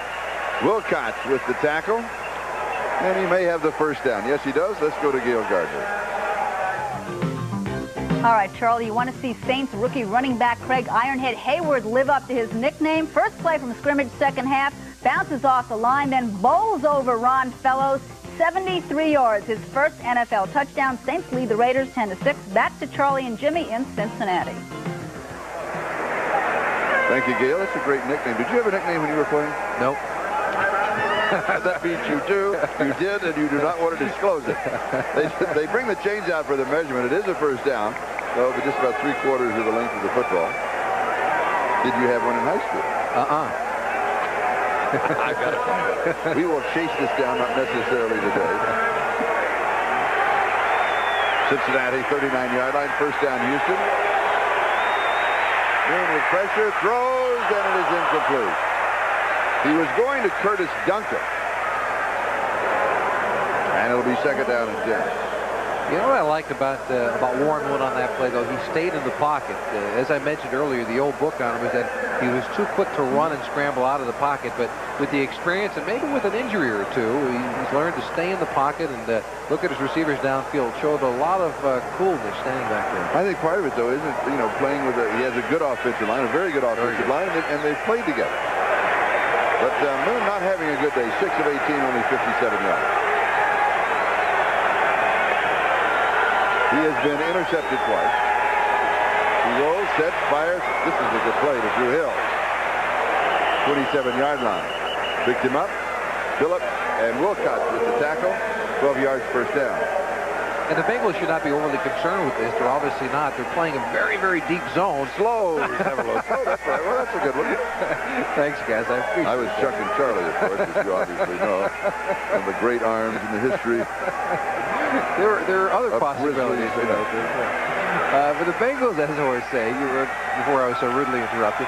I've got a note here, but go ahead. Are playing very deep zones, and that's why the Oilers are so successful underneath. With pressure, pass is complete, far side. And for Drew Hill, because I couldn't get this note in, that reception is now his 201st career reception as an Oiler. Eric Thomas is the man who upended him. The one before, obviously, was his 200th. Jim Scow was putting the pressure on Warren Moon. Play goes to the 10-yard line. And we may have to hurry with the replay. Take a look how deep this zone is. Watch how wide open as Warren Moon takes a hit but stays on his feet. He's got 10 yards, as Hill, and the Bengals are completely happy with that to happen. They just don't want the easy touchdowns to come about. And we're back live at the 10-yard line, first down. Now gets back in it.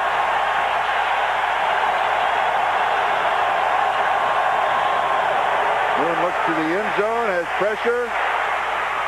It is caught, touchdown, Houston. Willie Drury with his first touchdown reception of the season. And it was an excellent pass pattern by Willie Drury. He sold the post pattern and then came back to the flag. And Warren Moon had every bit of confidence that he'd be there because he danced around and spent some time on it. Now watch him. Drury is going to the post. He's faking to the post. Warren Moon buys him. There he goes. See, he fell down, but had a good enough move. He could get back up, go back to the corner, and still make the touchdown reception. Working against number 29, Ricky Dixon, the rookie. And Houston put together an 80-yard drive in 10 plays. And the extra point is good. The score is Cincinnati 35, the Houston Oilers 14. 4:24 left to go. We're in the third quarter, and we'll be back to the kickoff. 4:24 time remaining, third quarter. Now do you onside still? Yeah, I think about it now. I don't think it's a bad call at all. Down by 28 points. Why not? Or by 21 points, rather. Cincinnati does not have their hands team in. They look for the regular kick, and they get it. It is still early. Hillary takes it at the 9-yard line. To the 20, 25, to the 26-yard line. 17 yards on the return, and Cincinnati will move on offense. On that last touchdown drive by Houston, Warren Moon completed 6 of 8 for 70 yards of the 80 yards in the drive.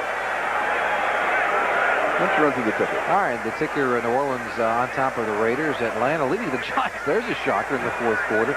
And Minnesota comfortably on top of Tampa Bay. In an ineligible position. Buffalo and New England all knotted up, and Pittsburgh still surprising over Denver 30-7. And that was a team that was beaten badly by the Bengals a week ago. 20-10. Dallas over Philadelphia, and Detroit over Kansas City 7-6. Rather, the Steelers were beaten by Houston last week. Stanley Wilson. Patrick Allen was there for the defense.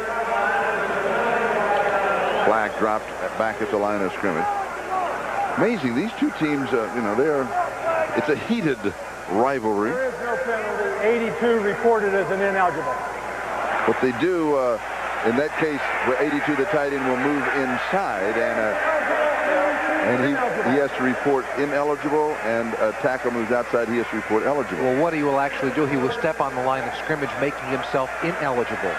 But he has to report that he's going to do that. Right, and not Max Montoya, but Anthony Munoz will be on the line of scrimmage, but he is an eligible receiver in that case. That's what I said. Yeah, but he doesn't have to move inside, just on the ball. No, but he has to report it. Right, exactly. I mean, you can't sneak around and do that. Meanwhile, James Brooks went outside of the 30-yard line for no gain. It'll be 3rd down and 5. That's what you can't. They kind of ruled out sneaky plays. Well, that's what they've done. You know, from the sidelines would step on the field of play. Grimsley making that. 78 eligible, 82 ineligible. Right. Now the key to this is that Boomer Esiason, when he has this unbalanced line, is reading Jeff Donaldson, the safety for the Houston Oilers. He will run away from him. The reason being is that when they change that formation with the ineligible, it changes the strength of the defense. It also means that Munoz is an eligible receiver. While we were going through all that, Wilson is dropped for a loss by Johnny Meade. And what they did was they ran away from Donaldson, but right into Johnny Meade with quite a play, beating the blocker up front and making a tackle in the backfield. That's the first time I can remember all day long that the Oilers made a play on the Bengals side of the line of scrimmage. So Scott Fulhaig will be kicking. Kenny Johnson is the return man for Houston. He gets a return of any amount. Houston will have very good field position with 3:15 left to go in the 3rd, even though they do trail. Oops, it's a fake. Can you believe this? Wait for some blocking. A flag is down. Ray Horton goes 70 yards, but they're going to bring it back.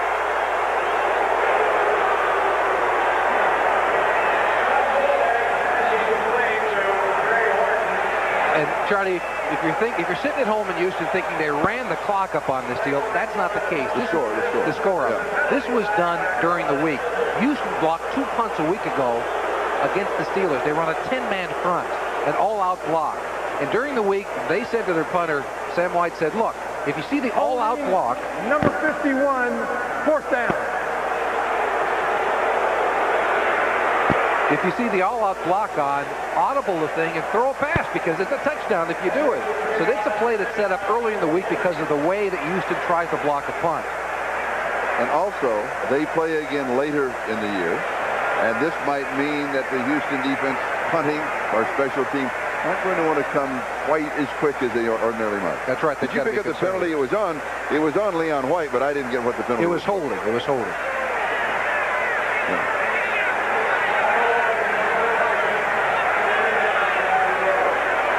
Fulhaig to throw again. Would you try it twice? No, I wouldn't try it twice. But Houston blocked 4 punts this year already. The NFL record is 5. And here's pressure. They almost get this one.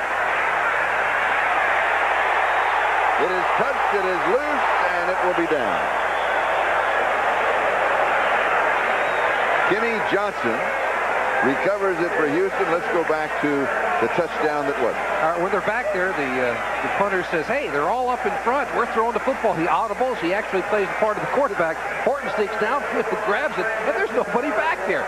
There were 5 or 6 blockers behind him. The only one in front. There you see all the gaps. See, they're all going. Nobody's worried about the pass. Nobody's worried down there. Horton sneaks downfield. Good pass. Pretty good throw. A real good throw. And a good move downfield. Yeah, he had to get by Drury. And he did. Boy, what a shame. When you're a defensive back and get to catch a pass for a touchdown, they call it back. Oh. Houston at their own 38-yard line following that 46-yard punt. And this pass is complete over the middle. And that is Curtis Duncan. Big gainer for the Oilers. We still have time. 2:38 left to go in the 3rd. Time that is for Houston to get back in the ballgame. Here's a look at it. The deep zone of the Cincinnati Bengals allows this pass crossing pattern underneath, as you see. And Duncan with very good speed outruns a couple of defensive backs on his way to a big gain. 23 yards. You know, you expect to see a lot of penalties when Houston and Cincinnati plays. You expect to see a lot of penalties when Houston plays against anybody. How many have there been? 2 against the Oilers for 12 yards. 2 against Cincinnati for 20. Flag is down. Maybe I spoke too soon. And Highsmith is finally down. It's really been a clean, hard-hitting football game. This is the penalties coming into this game. Houston, they've been hit at 100 yards per game. And they have a comfortable margin in that category. Yeah, normally, I mean, they're spotting another team 100 yards in penalties, and that means that you have to have superior talent. Anytime you have this many yards in penalties every game, you've got to outperform your opponent by that many yards. For example, Cincinnati today, if they were on average, would have a 62-yard advantage offensively beginning the football game, and that's something that you got to know that Jerry Glanville wants to turn around. And that 5-yarder against the Oilers. And his first down 15, 44-yard line of Cincinnati.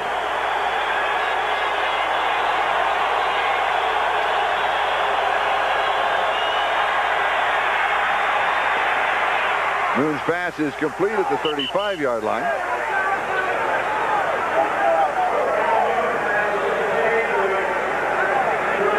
Drew Hill again with the reception. He's having a good ball game. Well, remember, I mentioned earlier, I thought he'd have a good game only because with the big lead, it's those drop-back zones, and it's Hill who's going underneath the coverage to make all the catches. 5 receptions, 63 yards for Drew Hill.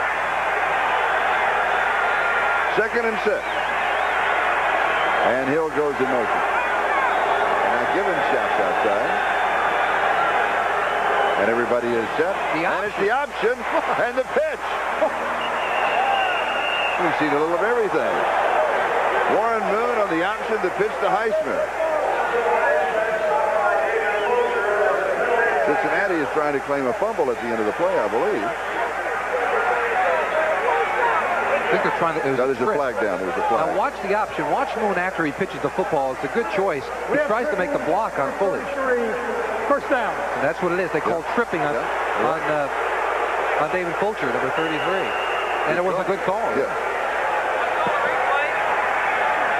So with the penalty, suddenly we're at the 15-yard line of Cincinnati on a first down.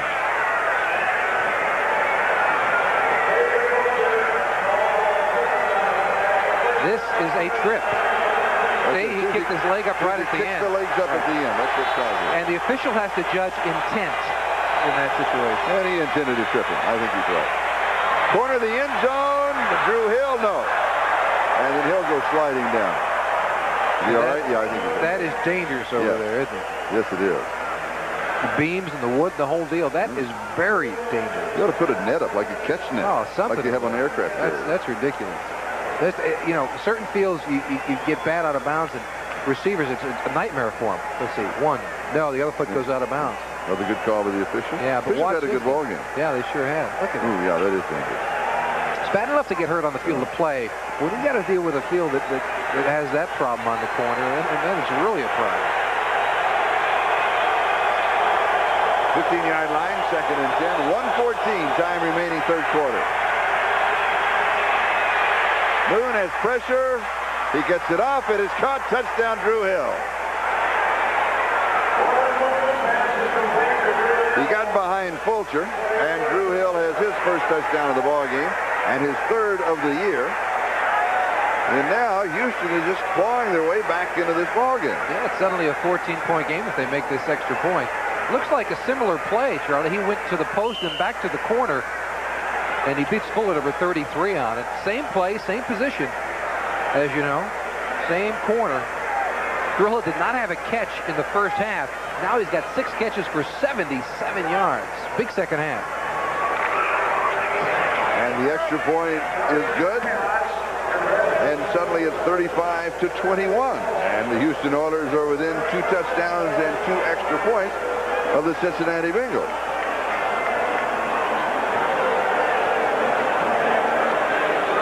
Now do you onside kick?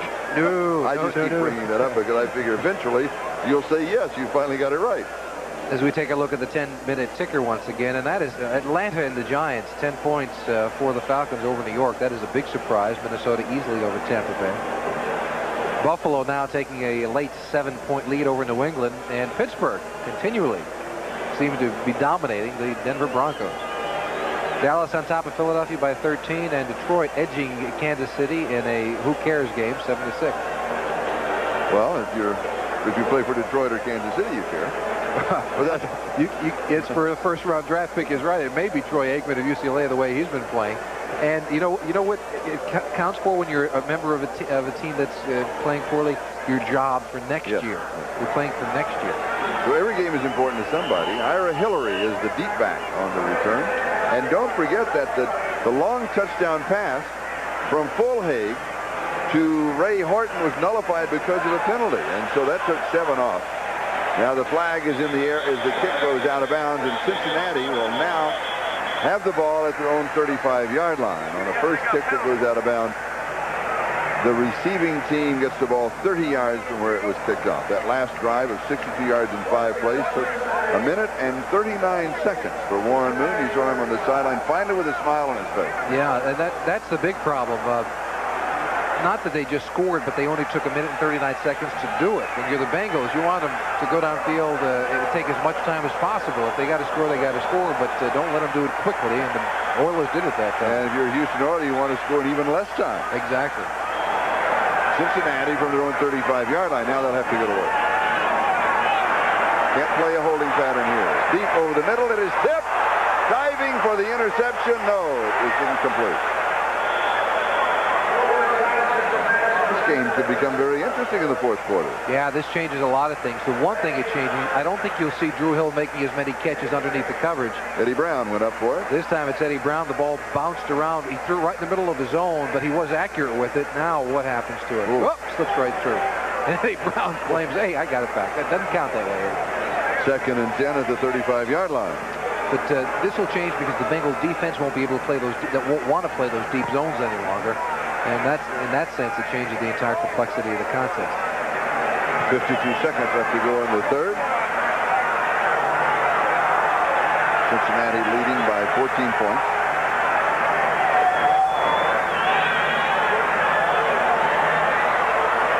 Knocked away. Good defensive play. Steve Brown made the defensive play. Riggs the intended receiver. At one time in the ball game, Cincinnati was up with 9 seconds left in the first quarter. Cincinnati was up 28-0. Since then, Cincinnati has added only 1 more touchdown. There's Ray Childress, number 79, working inside. Now watching, he has a shot at Boomer. Does he take it? No, because the ball is away. And he knows the flag is coming if he doesn't let up. And he does. It's exactly the way it should be done. 3rd and 10.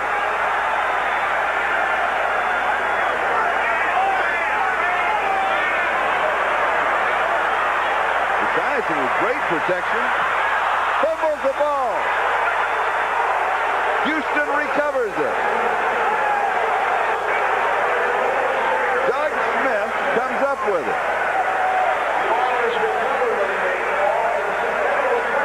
And I tell you something, the Oilers are right in the middle of this thing. They are now. And the offensive lineman, you see him coming off the field. They're a little bit upset. That was Joe Walton, number 63, yelling because this protection is terrific. Take a look at it. Montoya, 65 inside. Munoz blocking inside. He's got all the time in the world. Nobody is around him. But watch what happens. He lets go of the football as he's coming down to the ground. It just slips out of his hands. And it's Doug Smith, 99, who comes up with it for Houston. And the turnovers are even at 4 on each side. 22-yard line. Here's pressure. It is incomplete.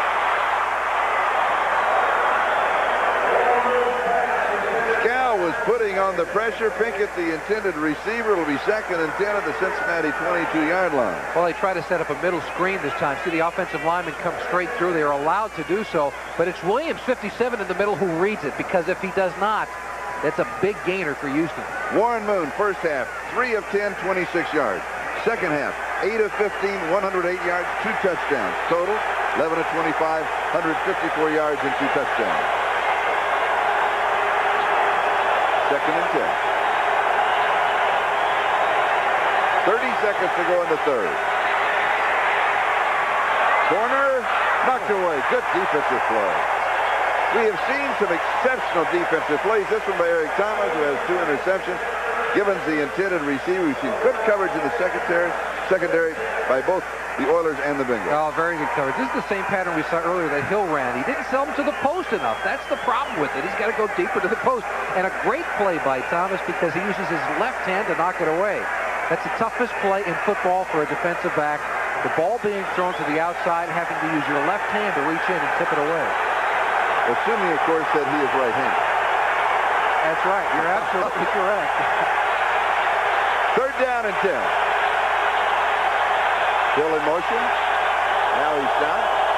3 wide receivers on the far side. Crowd back in the ball game. Rozier, 1st down, 11-yard line.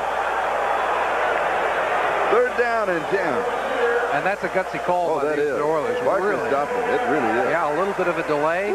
But Rozier shows you some of the toughness. When he first came in the football, the untrained eye said, gee, how tough is this guy? Well, let me tell you something. He's tough.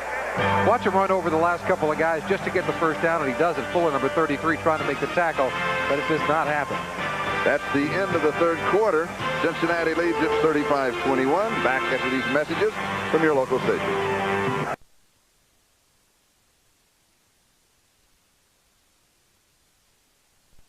Houston 21. The Oilers at the Bengals 12-yard line. What a comeback Houston is shaping. Down 28-0 at the end of the 1st quarter. Rozier to the 10. 2nd down and 8. Let's check the other score. You know this one, and it's getting closer. New Orleans big over the Raiders. Atlanta big over the Giants. Minnesota big over Tampa Bay. Buffalo little over Pittsburgh running away from Denver. That is a surprise. Dallas over Philadelphia, and Detroit little bitty over Kansas City. Rozier, 18 carries, 73 yards, and a touchdown. 2nd down and 8. I didn't realize he carried the ball that much. From the shotgun. Moon has pressure. He fumbles. It is picked up by Steinkühler, who was back to block for him. And a costly play for the Houston Oilers. Tim Crumrod was putting the pressure on for Cincinnati. Well, Moon a week ago was not touched by the Pittsburgh Steelers defense, but it is Jim Scow. The 3rd sack of the day on Moon. Steinkühler coming in to make sure at least that the Oilers stay in position to kick a field goal if need be. A loss of 18 yards on the play. Back to the 28-yard line. Moon goes deep to the end zone. Incomplete. Oh, Drew Hill almost had the touchdown. And that is as perfect a throw that could be made under the circumstance. Pressure right in his face, a zone coverage, 3 people all around, and that's got to be caught by Drew Hill. Oh, yeah. Watch this by Moon. Take a look at the shot he takes at the end. Moon gets hit just as he's able to throw the football, knocked around like a pinball machine, But a great throw. And now a 45-yard field goal attempt by Tony Zendejas, who is fighting his way out of a big slump. He's hit his last 2 in a row. No good. Zendejas misses from 45 yards away. We'll be back in a moment. This is Charlie Jones and Jimmy Cefalo at the end of the 1st quarter. Cincinnati 28 and Houston nothing. It's 35-21 now. Houston has won the last 3 games against the Bengals by scores of 4 points, 3 points, and 4 points. Total of 11 points, 32-28, 31-29, and 21-17. Stanley Wilson. I'm impressed by Houston. They played very difficult, hard football to come from behind. They have not lost their cool. Key play if Cincinnati goes on to win. Yeah, we'll remember this one if Cincinnati goes on to win this football game. Jim Scow, number 70, with the pressure on Warren Moon. They were certainly in position to grab a field goal, but this knocked them out. Steinkühler getting the football, at least allowing the Oilers to attempt it. Of course, Zendejas missed it, but Scow with the biggest play of the contest thus far for the Cincinnati Bengals. Patrick Allen and Keith Bostic making the last tackle, a gain of 4. The second down and 6. 1987, 31-29. And the Oilers scored 17 points in the fourth quarter to pull that one out. And here's Brooks up to the 40, the 45-yard line. Gain of 13 yards on the play and a first down. Jeff Donaldson made the tackle. Donaldson, by the way, with 2 interceptions in the ball game, and a player down for Houston. That is Sean Jones. No, that is Doug Smith. Excuse me, number 99, down for the Houston Oilers. So that stops the clock with 12:25 left to go in the game. We'll be back in just a moment.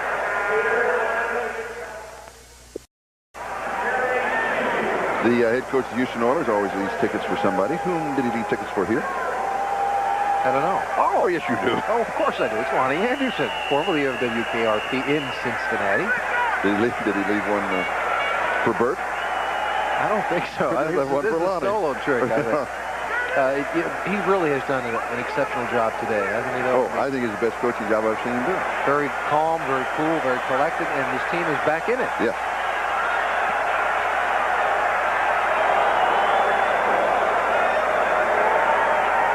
First down, Cincinnati at their own 45-yard line. And here's Brooks. He was about a yard there, and he ended up with 4 to the 49. Second down and 6. Ray Childress with the tackle. Now it's up to the linebacking crew of the Houston Oilers to stop the running attack of the Bengals as we take a look at the 10-minute ticker. Any changes? New Orleans leading, Atlanta leading, Minnesota leading. Just a couple of bigger leads by Minnesota and by the Oilers. Or excuse me, by the Saints. Do you have more for me? On what? Oh, there you are. Oh, there you are. Oh, look at that. New England Buffalo tie. You were waiting for that change. That just happened. Allison thinks Detroit still by 1. Here it is, Cincinnati 35, Houston 21. 11:14 left in the ball game. Brooks. And he is bumped out at the 46-yard line. That'll stop the clock. Has 3. It'll be third down and 3. And Doug Smith is the man who gets credit for the defensive play. And Doug Smith, the injured player for the Bengals just a couple of moments ago, obviously healthy and back into the contest. He has a sack and a fumble recovery.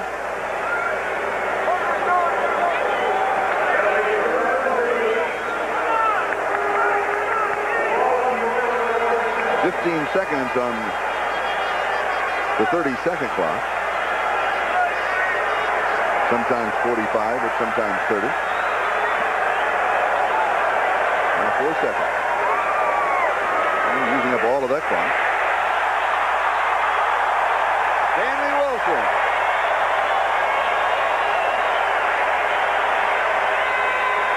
"28-yard line, 18 yards, first down."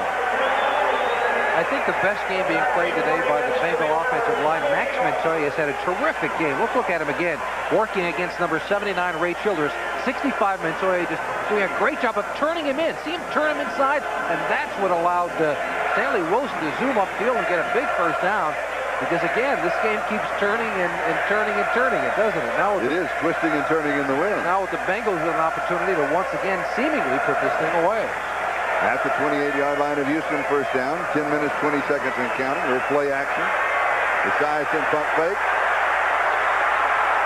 Ball is loose. Houston has it. They may rule it down. They're going to rule it down. No fumble. At the 15-yard line. First down. And Esiason taking a bit of a gamble. He had 2 choices. To cut upfield and get a couple more yards, or to go outside and step out of bounds. He decided the former, going upfield. He was bobbling it right there, but it's a dangerous play. He was on the ground, however, when the ball popped out. Here's his options now. Montoya in front, number 65. Cuts upfield. Now, he can make a cut to the left because he's got a blocker out there around Donaldson. 30. That's not Donaldson. That's Meads, number 91. Excuse me. But the ball is on the ground when it pops out. 15-yard line, first down. Bobbling the ball through is Wilson. Did not have a firm grasp on the football after the handoff. Childress with the tackle. 10-yard line, gain of 5. He's been taking lessons from Boomer, huh? Max Montoya, In my book, all-pro, yes. Well, take a look at him.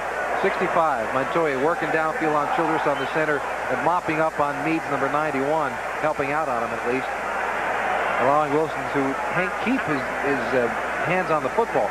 Bobbling goes through the line of scrimmage. If you get good blocking formation at the point of attack, the running back has a chance to recover, and that's what happened there. If not, it may be Houston ball. 8 minutes and 50 seconds remaining. 2nd and 5. Brooks, 3 plays. Now the corner. Does it get in? No. Almost. He's going for number 4. Yard away.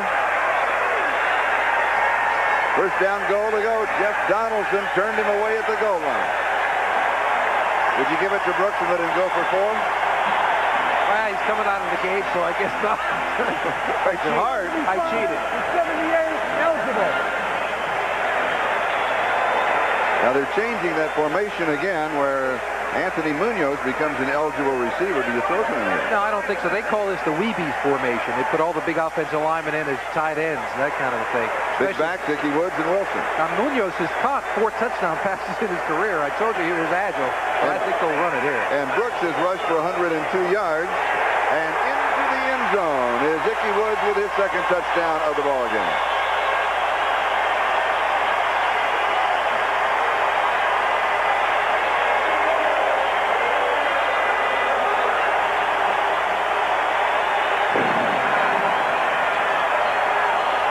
A 72-yard drive in 9 plays.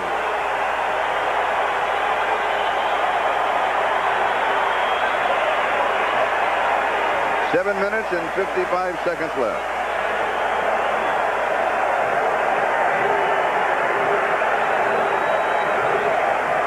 See Sam White continually teaching, talking to Ickey Woods, who had fumbled a couple of times earlier. He's back there building up his confidence after he makes the big play with the touchdown. And Breach with the extra point. Cincinnati 42, Houston 21. And Sam White's always the teacher, always the motivator there with Riggs as tight end. A little slap on the helmet, a bit of confidence, a little bit of a boost, and a real motivator. That's the kind of a coach Sam White has developed into. Lee Johnson to kick off, with Duncan the deep back on the return.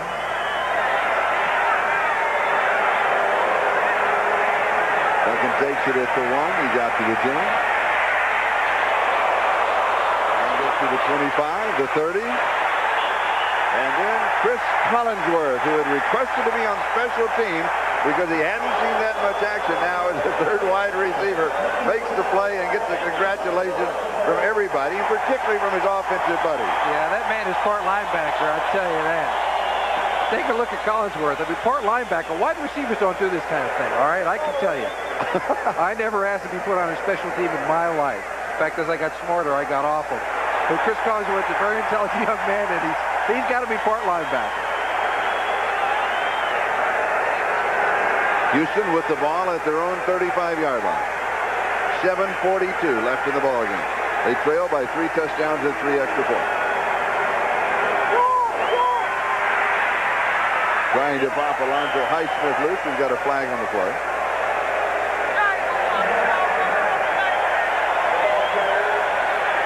And the penalty will go against Houston. David Grant made the tackle for Cincinnati. Holding, number 74. First down. Holding on Bruce Matthews. So it goes back to the 25. It'll be first down and 20. So you talk about great offensive linemen. Bruce Matthews caught on that holding call, but he has been compared to John Hanna, former New England Patriot, long considered the greatest offensive lineman ever to play this game. And Bruce Matthews stacks up to that. He's some kind of a player. And the penalty yard is very, very low. Been a good ball game. Good hard-fought ball game.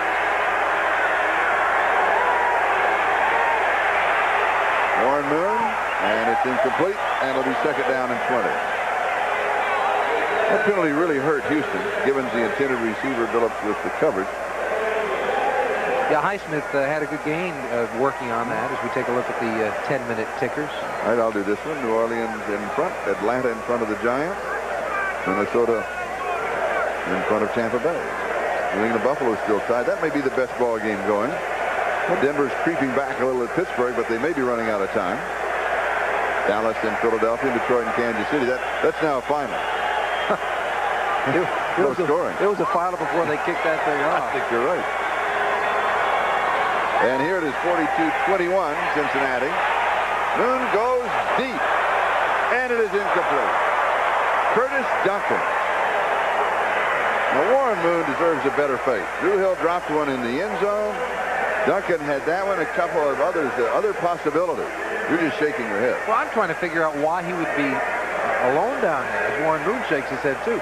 I'm trying to figure out why he dropped it. Well, they had somebody in the middle of the field. Solomon Wilcox, the weak safety, was back there, but Duncan had the opportunity to make a catch. You're right, Charlie. He touched it, and that means it's a drop. That's what they used to tell us. Well, no, but that's a catchable ball. That's a catchable football. You're absolutely right. But I think that the Bengals have got to get two deep safeties back there to make sure that they don't get a one-on-one opportunity to get a quick score. Third down conversion, Houston 3 of 12. It's 3rd and 20. They try the far side. Double coverage there, knocked away. Good defensive play. Wilcox was there for Cincinnati. Drury, the intended receiver. Ricky Dixon was also there. They went to that two-safety position that time. They split the field in half. Man-to-man coverage underneath. Two safeties back, way back deep. And that's why Moon is not able to have that much room to throw this football in. Now Wilcox only has half the field to worry about. And still nearly a good throw by Moon. Almost got it in, but the defensive back's hard to see. It was a Dixon who got his hand on it underneath. Still, it's a nice throw by Moon. That's a tough position to be in. Greg Montgomery to kick. Ira Hillary is the return man. 4th down and 20.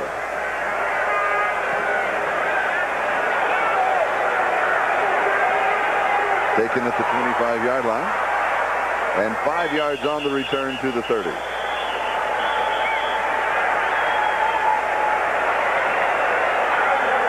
$50 yards in the kick with that 5-yard return. 6:46 left in the ball game.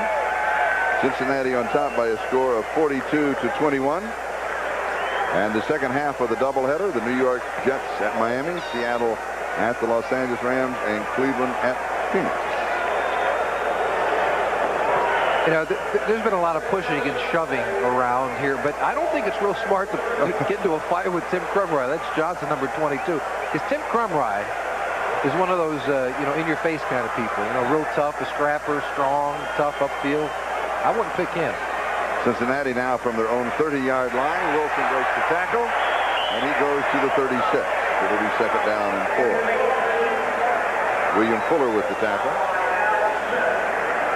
Prior to that carry, Cincinnati had 39 rushes. They now have 40. They had a total of 201 yards rushing, the most rushing yards against the Oilers this year. Well, the Oilers had stopped 5 of 7 opponents from reaching 100 yards in rushing. Yeah, they're the 3rd best rushing defense in the league. And that's a credit to the offensive line of the Bengals. Of course, also it's a change in the fact of the way the scoring happened. Yeah. When you're up front 28-0 after the first quarter, then you're going to run the ball a lot because you want to use up the clock as much as anything else. That has an effect. Stanley Wilson. But the other side of that is that the Oilers knew the Bengals were going to run the football, and as I mentioned, I thought they had to do some blitzing, some little stunts in front. So they knew they were going to have to run the ball, and the Bengals were successful at doing it anyway. Meanwhile, James Brooks for Cincinnati has officially rushed for 103 yards.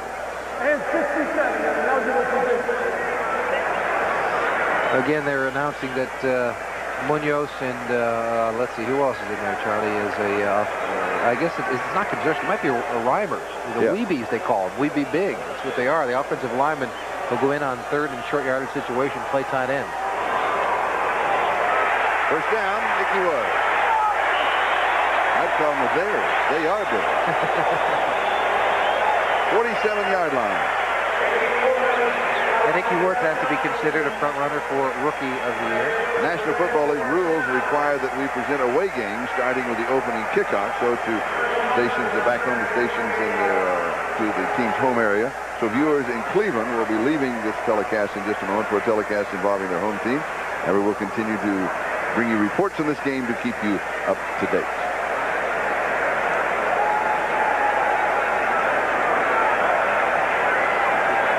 Cincinnati at their own 47-yard line, first down. 4:28 and counting, time remaining. With the score, Cincinnati 42 and Houston 21. James Brooks for a yard. Second down and 9. William Fuller with the tackle. Houston now faces Washington at home and then Cleveland, and Cincinnati faces Cleveland and Pittsburgh. It's kind of, in a lot of respects, the heart of the race in the Central Division, right at the middle of the season. After tomorrow night's game, we will officially be at the halfway mark of the 1988 season. Yeah, it's gone quickly, hasn't it? It really has. Well, we missed 4 games. Yeah, Big and Soul helped. Hillary at the Olympics as well. That did hurry it along. Yes, it did. Second and 9.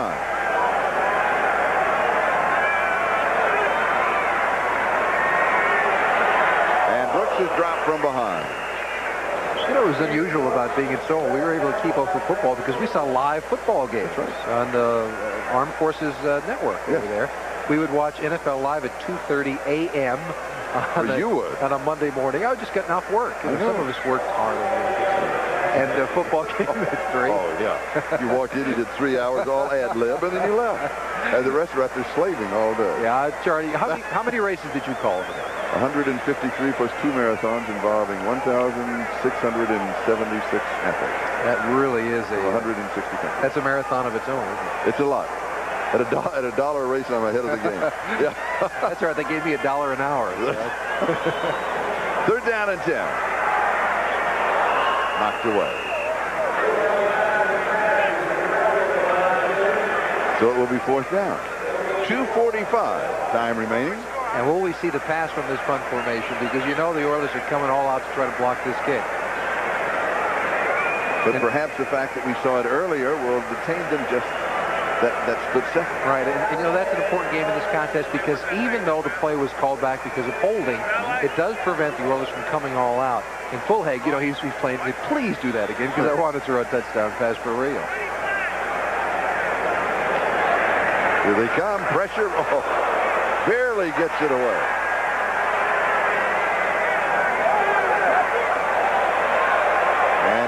To the 15, the 14, the 13, the 12, almost the 11-yard line. Ray Horton trying to call the threes. And there was a lot of pressure. Yeah, now, Fulhag, remember the rule states that if the ball is tipped, the punter is fair game. And it is slightly touched. And he does not get touched anyway. Everybody misses it. Yeah, they missed him. Looked like it was tipped. The flight of the ball seemed to change just a little bit. So with 2:25 left, and following that 42-yard punt, most of it on the ground, Houston has the ball first down at their own 11-yard line.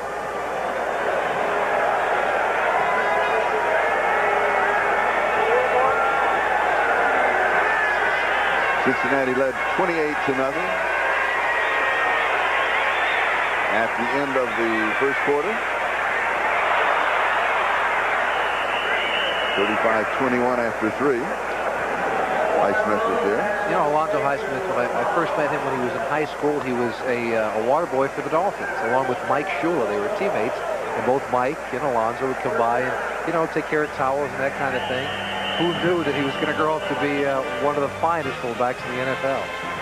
2-minute warning will now be given to both benches. Cincinnati 42, Houston 21.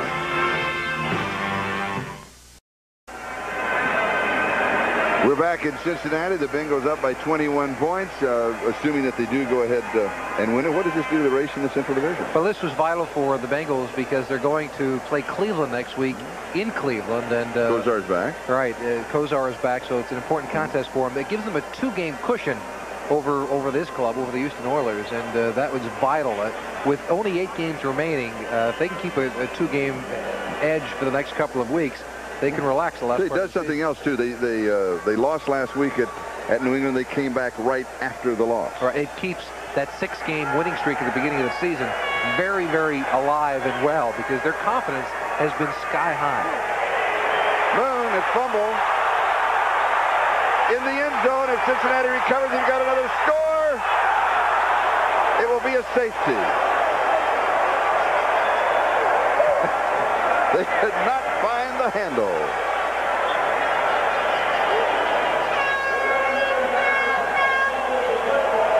The impetus was put on the ball by the fumble of Warren Moon. Everybody else just kind of deflected it in a particular direction. Yeah, and I think at the end you'll see Skip McClendon, number 72, and he's reading touchdown all over. Oh.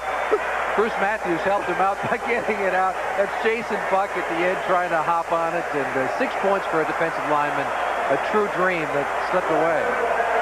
So a 2-point safety, and it'll be a 44-21 ball game. And Houston will have a free kick, as we'll check the report card. For Moon, a tough day. He had some spark there in the third quarter, but just 12 of 31. Rozier, surprisingly, with 18 carries, quite a few yards. And Hill, all of those receptions came in the third quarter. Zendejas 0 for 1. He's been having trouble during this season, and uncharacteristically for him. Bill Schwarberg and Mike Leonard are 2 spotters. The 21st year with NBC. By Jove, I was 9 years old when we first worked together, wasn't I? Were you really, Charlie? I was 10. You were 10. Neil Vindesky, our statistician. Vindesky, no, it's Vindesky. Good job. Thank you, gentlemen. And you have the Bengals report card. Yeah, the Bengals, Boomer Esiason did not have to throw that often because they got the big early lead, 11-20 for 154. Didn't throw a touchdown, which kind of surprises me.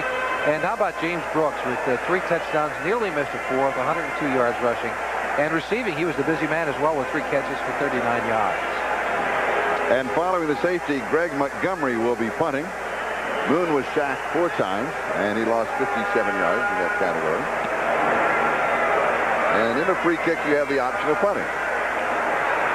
And Hillary on the return. And is down at the 25-yard line. Did he lose his footing? No, he dropped down, which is not a bad move at all. The thing you don't want to do is get a big hit on a kickoff return, cough the football up. That's not a bad move at all. And Turk Schoner is now the quarterback for the Cincinnati Bengals. First action in this ball game. Has not thrown this year, but he has rushed 1 time for 7 yards. And Schoner, you might not in this ball game. That was in another ball game. Right. Schoner, you might go into the record book to double check that. I'm sorry, Charlie. Go ahead. Turk Schoner was... I don't pay any attention to it. I just keep right on going. He was traded to the Atlanta Falcons by this Bengal team, subsequently cut by Atlanta and picked up by the Bengals to be Boomer Esiason's backup QB. And he'll be handing off the football here. As Mark Logan is the ball carrier. Al Smith makes the tackle. That is Mark Logan's first carry from scrimmage this year. He is in his 2nd season, the number 5 draft choice a year ago. 2nd down and 9, a gain of 1. Here's a look at the numbers, and the big hand on the left side is counting down to 1 minute left to go. So Cincinnati will be going to 7-1, and Houston's record will be 5-3.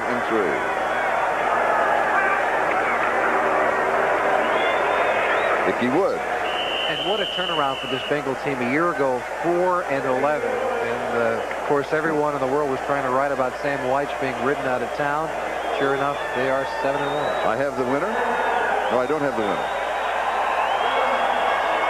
I thought I had the winner of the MVP. Now we're taking the countdown. There's 25 seconds on the clock. And now it is time for the Most Valuable Player Award, sponsored by Budweiser. Today's MVP is Max Montoya. And Budweiser will make a contribution to the United Way on behalf of all the MVPs selected in today's game. He really is outstanding. Yeah, he did. I mean, he did it all today. James Brooks with 3 touchdowns, over 100 yards rushing. He did it all behind Max Montoya, a lot of it. Moved people away, and it's about time an offensive lineman gets credit where credit is due. And we have now taken the official countdown. We are out of time. The final score is written in the record book. It is Cincinnati 44 and Houston 21. And Reggie Williams enjoying the success. The Bengals have not been to the Super Bowl since 1981. Certainly dreams of Super Bowls dance in the heads of Bengals and their fans. So in the AFC Central Division, Cincinnati's record is 7-1. Houston's record is now 5-2. The Bengals, a surprising game in many ways. We expected, of course, a much tighter contest. Gary Glanville did. I think Oilers fans did. They were humiliated by the Jets early in the season, 45-3. But they seem to have recovered from that. Here, they are put away easily by the Cincinnati Bengals. Houston tried to come back. They got close, but it got away from them. They return home. Next Sunday night, they'll be hosting the Washington Redskins. That should be a very good ball game. Yeah, it really is. A tough contest for them once again. But the Oilers, under Jared Glanville,